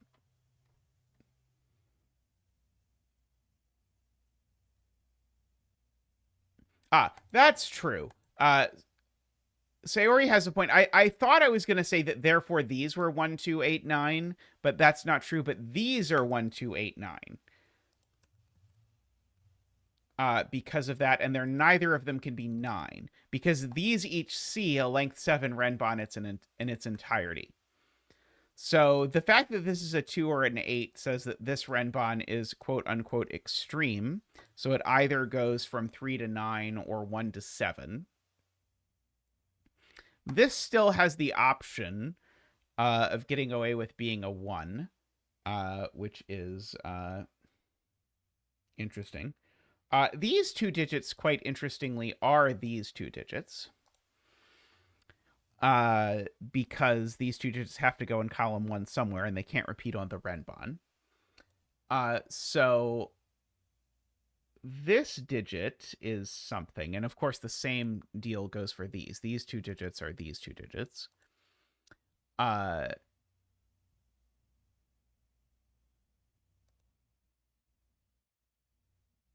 If this digit goes here, it would be very small. This does really restrict where 5 can go on this render, because it's saying 5 can't go here or here. So 5 is almost forced into here, except that it could just sneak off and be there, I think. But learning the thing that this is telling me by this equivalence is these aren't 5 and these aren't 6. Oh, that's not 6 either. So the point is 6. 6. None of these are 6. That's not 6. So there's definitely a 6 on this Renbon in this column. So that is kind of interesting. So the even digit that's on this is either a 2 or an 8, which is less interesting, if I'm being honest. That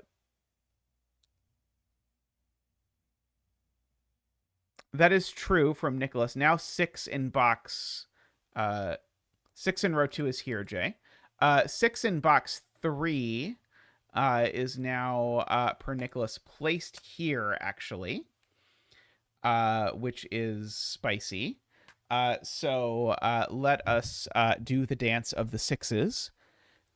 Boop boop ba doop. Whoop whoop whoop whoop. Ba doop ba doop. Whoop whoop whoop whoop. Ba doop ba doop. Whoop whoop whoop whoop. Woohoo! Thank you, Zach. Thank you.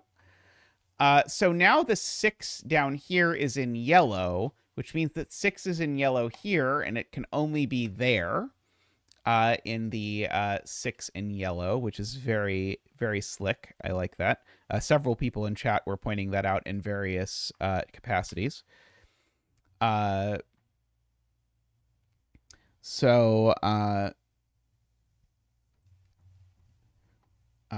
so that does force this to be 6, 7, 8 because there's no 5 on it. And I actually know the order that's the 7 and that's the 8. So that's a 2. These are a 6, 8 because yellow is 6, 8. And get rid of that. Now that there's no 2, that means that this is 3 through 9. Which means that the 1 in this row... Oh, it could still be there, can't it? Dagnammit.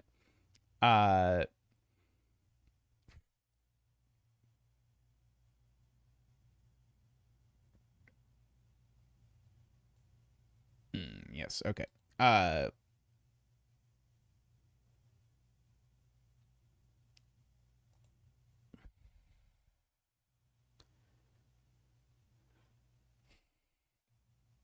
Yes, the 6-8 pair looks at that and makes that a 1. Thank you, Lakia. And Globba Glob. So yeah, so we've got that now. So these digits can't be very many things. Because they can't be 1, 2, 3, 4, 3 or 4. They can be 5. They can't be 6. They could be 7. They can't be 8, and they could be 9. So these are only from 5, 7, 9. Those are the only things that are allowed in these cells. Now,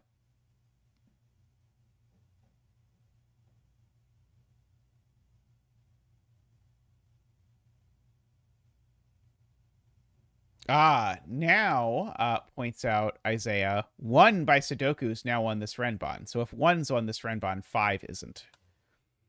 So those are 1, 2, 3, 4. And these are 5, 7, 8, and 9 is in the row, of course. So these are from 5, 7, 8. One's not 1 either.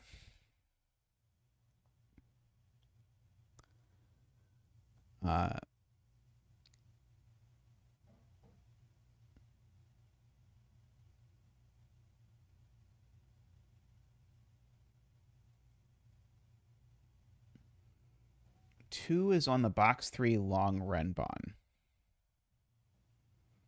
How do I know that? How do I know that's not a 2?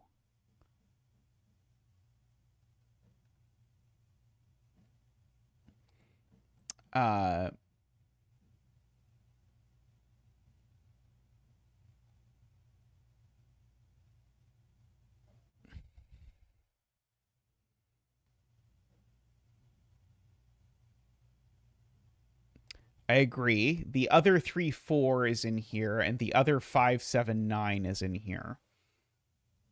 Okay, so this is a 3, 4, and a 5, 7, 9.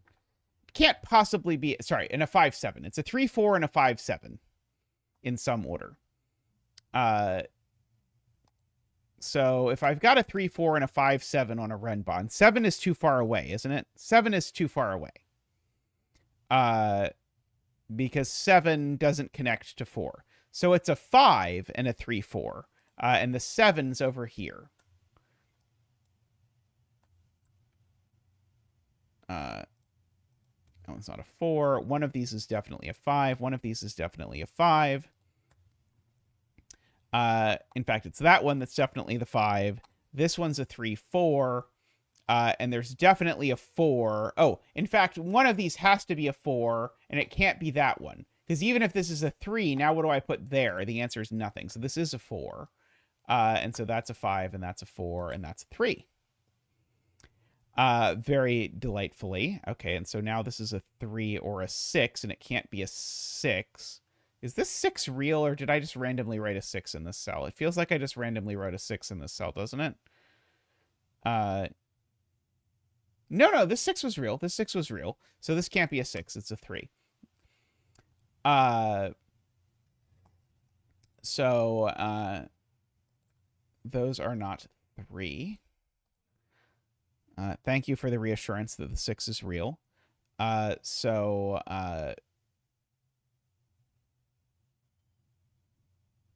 Yeah, this 6 was not real, but one of those was. So one of these is a 6, actually, just by Sudoku. And neither of them is a 7, nor is that. So actually, these are forced to be 4, 5, 6, with that being a 4, because the 7s there just sort of squeezed that out. And so those are a 5, 6 pair. Which I thought was going to be interesting, but maybe isn't. Well, what can this cell be? Granted that it is... this cell can only be 4 or 9. Fascinating. What about that cell? Can that cell be anything interesting? Maybe it can. Maybe this cell can be anything at once. One of these two is a 2 for what it's worth. Let's see.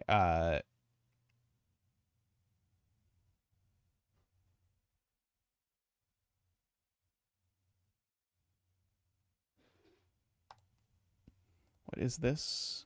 Is this a naked 2? It can be 2. Can't be 1, 3, 4, 5, 6.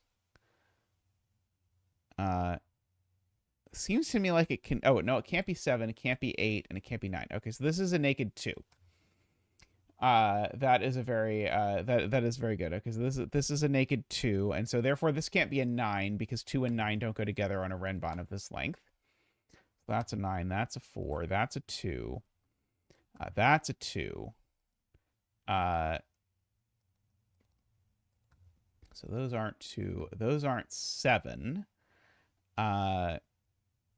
Okay, and so these are... Right, so this has to go 2 through 8. So this is 2, 3, 4, 5, 6, 7, 8. These are 3, 6, and 8. And this is the other one. 4, 5, 6. This is the 7. That goes there.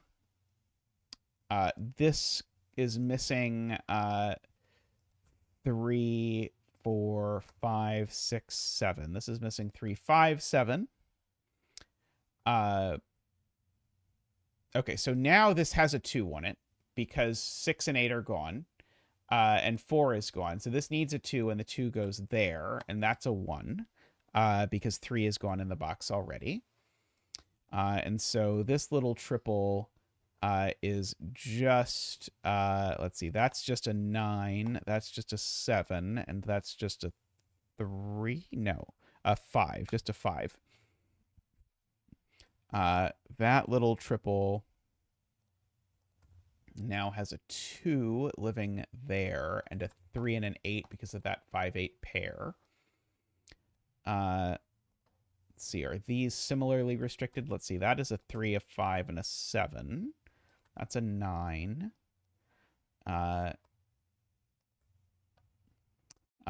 a 3 because of the 1-4 pair, and that's a 5 because of the 1-4 pair. That's a 4 because of the 5-8 pair, and that's a 7 because of the 5-8 pair. This 3, 5, and 7 are gone. So the odd that goes on this is not 3, 5, and 7, and it's not 1 either because of the 2. So these are a 9, 8, and I know the order, and that's a 6 and an 8. That was slick, just setting-wise. Let's see, so that seems to be a 1, a 4. It seems to be not a 3 and not an 8. These are a 1 and 8, a 9 and a 7. That is a 9, a 3, and a 9. But if I enter a random other digit, it'll make the finish more exciting. 7, no 9 there. Or a bonus 9. Take your pick, whether you prefer, whether you are team no 9 or team bonus 9. That is a 5. Okay, so I probably should look more holistically at what is going on in this column, perhaps. Let's see. Well, that can't possibly be a 1. And that can't possibly be a 1. Just because I'd need a 2 to go with it. And the 2 in this box... In fact, the 2 in this box is placed here if I just do Sudoku. Which tells me that's a 3, which is probably going to help a lot with the rest of it. So that is a 4 and a 1. This is always a 6 or an 8, so it's always even, so this is always odd, but 9 is the only option, and 9 only goes next to 8 of those options, or of any options that occur in a typical Sudoku. Take your pick. 3, 1, 6, 8, 6, 6, 5. And the betting tree is a 1, so congratulations to all ye 1 bettors out there. May all your betting tree wishes come true. That was delightful. I quite enjoyed. I quite enjoyed that. Very nice, Kai. I always chat with Mr. Menace about our theories about who the mole on Demole is. Although this past season we got distracted by the whole moving thing, so we did not get to as much this past season as I would like, but always enjoyable. And then I always enjoy his Renbon puzzles as well, and other puzzles for that matter. All right, actually that was quick enough that I think we have time to do a 6x6. As long as it is a relatively fast 6x6. So let us do a J40 6x6. All right, so here we have normal Sudoku and double arrow puzzle rules. Okay, and this is just normal Sudoku and double arrow rules. I thought maybe it was going to be end region sum line rules or something, but no, we've got that. Yeah, I know there is a puzzle of yours in the past that I always see that I'm supposed to get to, and then I don't, so I will do this one right away to make up for the fact that I think there is at least one J40 6x6 that I always mean to dig up and do, and then I have not. So the rules here are just the digits on the line are summed to the same thing as the digits on the circles on either side of the line. Oh, good night, Nicholas.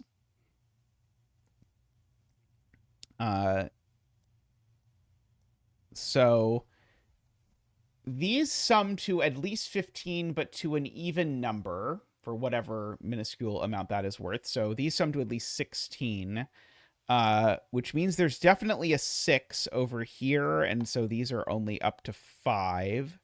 That doesn't seem like a good combination to me. If I am going to be honest. And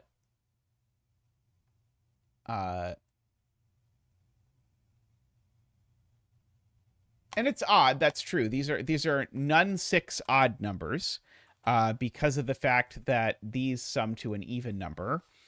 Right, somehow I said these sum to an even number and used that to argue that this wasn't 6, rather than just that this had to be odd, which it assuredly does. And now I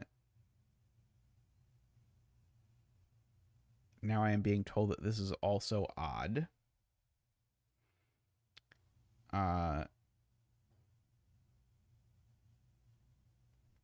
I'm not sure I see why this is also odd. Oh, because the sum of the column, right? This is even, so these need to have an odd sum, but those are both odd, so therefore that's also odd. Got it. Okay. So because the sum again of the two circles in the line, that's even. Two odds is even, so this needed to be odd to get to the sum of 21 was the point. And so these are 2, 4, 6, and so the 6 had better go in the middle with a 2, 4 along the sides. I'm just going to place a 6 up here somewhere. These digits sum to 9, so these need to sum to 9. So they're either 3, 6, or 4, 5. If one of these circles was 3, would that break the bank on this? 3, 6 would be 18. No, that would be okay. Actually, wait. 3, 6 would be 18. That would make that a 3. That doesn't work. I don't think this circle can be 3, actually. Yeah, the minimum sum of these is... So, no, could 3, 5? 3, 5 would be saying these summed to 16. Okay, there's an elegant way to do this. I'm doing this in a horrible case-checky way. Why can't this circle be 3? What's the easy way to see this? Yeah,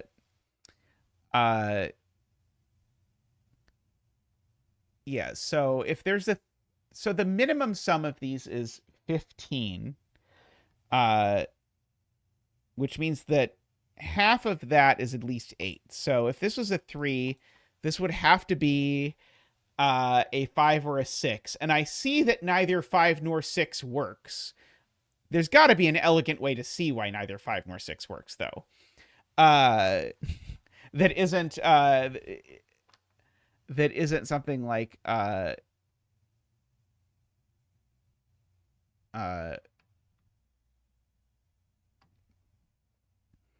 so Glob's proof is equivalent to mine, that the sum can't be 9 if this end is 3 and that end is 6. By just looking through the different ways of summing to 9, which is the same as looking through the Audi. But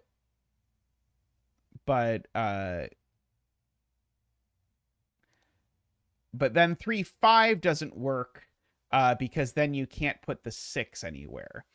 I'm going to use it, but I'm going to make a note to myself to come back and understand what happened here, because something happened here that was not that was simpler than we made it out to be. But anyway, the point is neither of these can be 3 because these rows have the same structure. So that's actually a 4, 5 sum,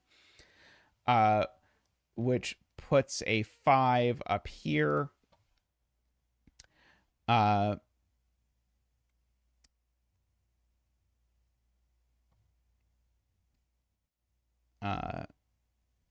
Let's see.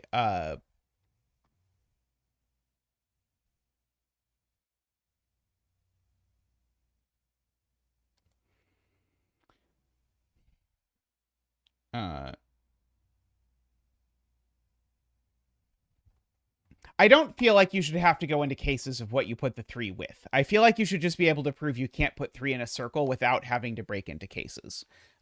Maybe you have to break into cases, but that feels weird to me. It feels like 3 is just too small. Unless someone's going to now say you can make 2 work or something. Like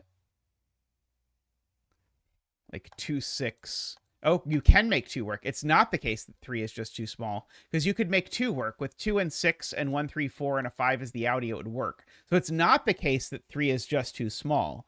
3 is just too small and too odd at the same time, or something like that. I don't know exactly. Okay,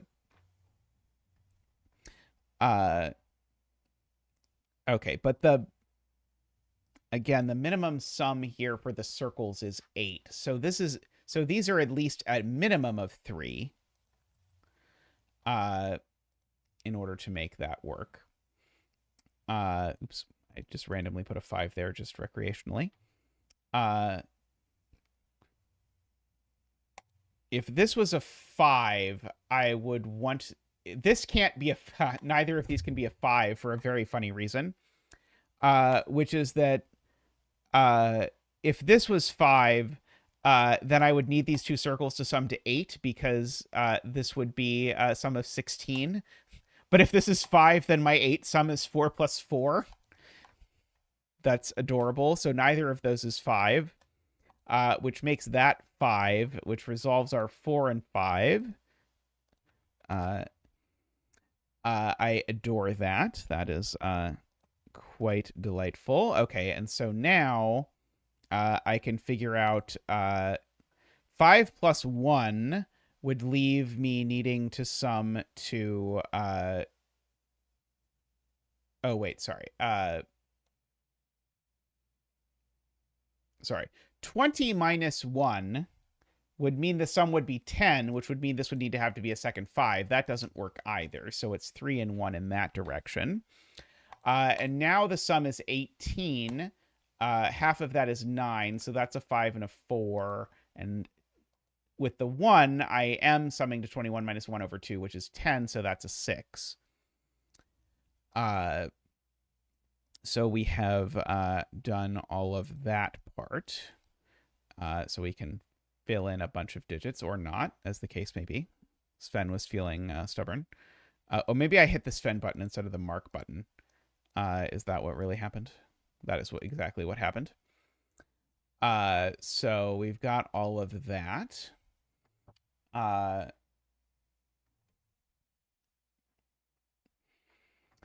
Okay, so Sayori's pointing out now this being a 6 is a problem with this column, because I would need these to sum to 10.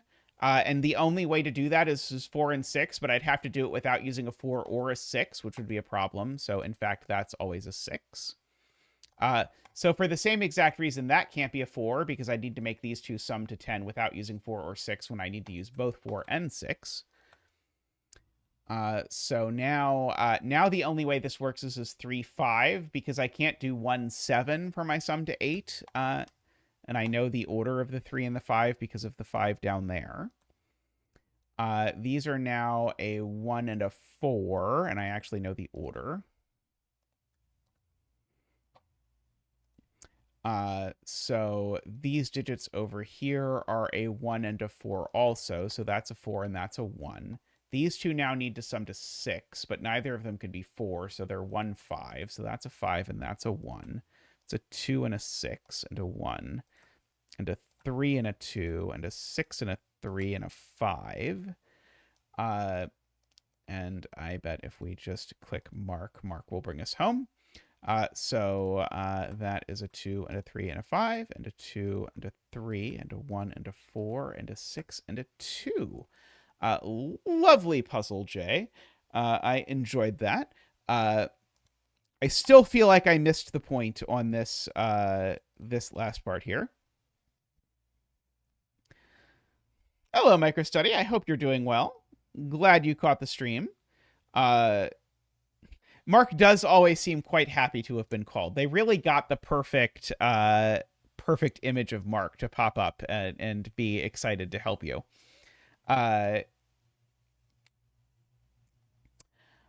All right. I mean, and the way we did it wasn't bad. It's not like it was like an ugly thing. It just felt to me like there was a more holistic reason that I was missing why 3 didn't work. Because my brain immediately went, well, 3 is not going to work.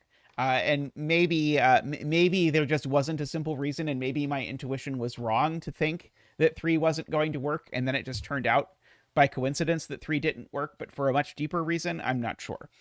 But I felt like there was something else going on that I maybe missed at first.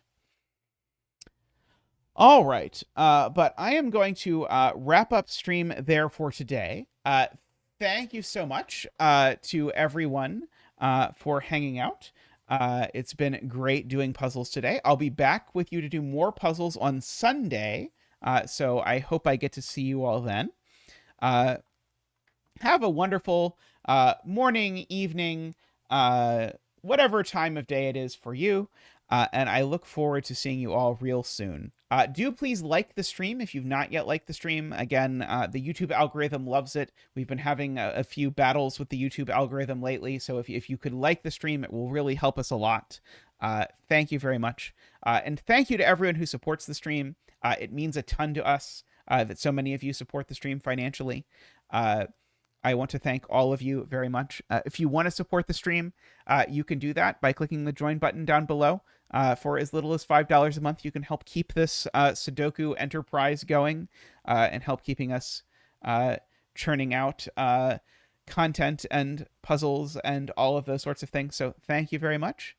Hey, Selena. Yeah, I realize the timing is not great since a lot of people are now like just waking up to see this. Alas, I wish there was better time zone appropriate streaming, but unfortunately, my work schedule sort of dictates my streaming schedule this semester. I do not like it. Anyway, last but not least, I will thank the super supporters, the Turbines, David, Nordy, Franco, Woofer, DDX, Daniel, Willie, Danita, Nell, and Dorlier. Thank you so much. Great to see all of you here. 2 a.m. bedtime sounds perfect to me indeed. I will see you all real soon. Thanks for watching. Bye for now.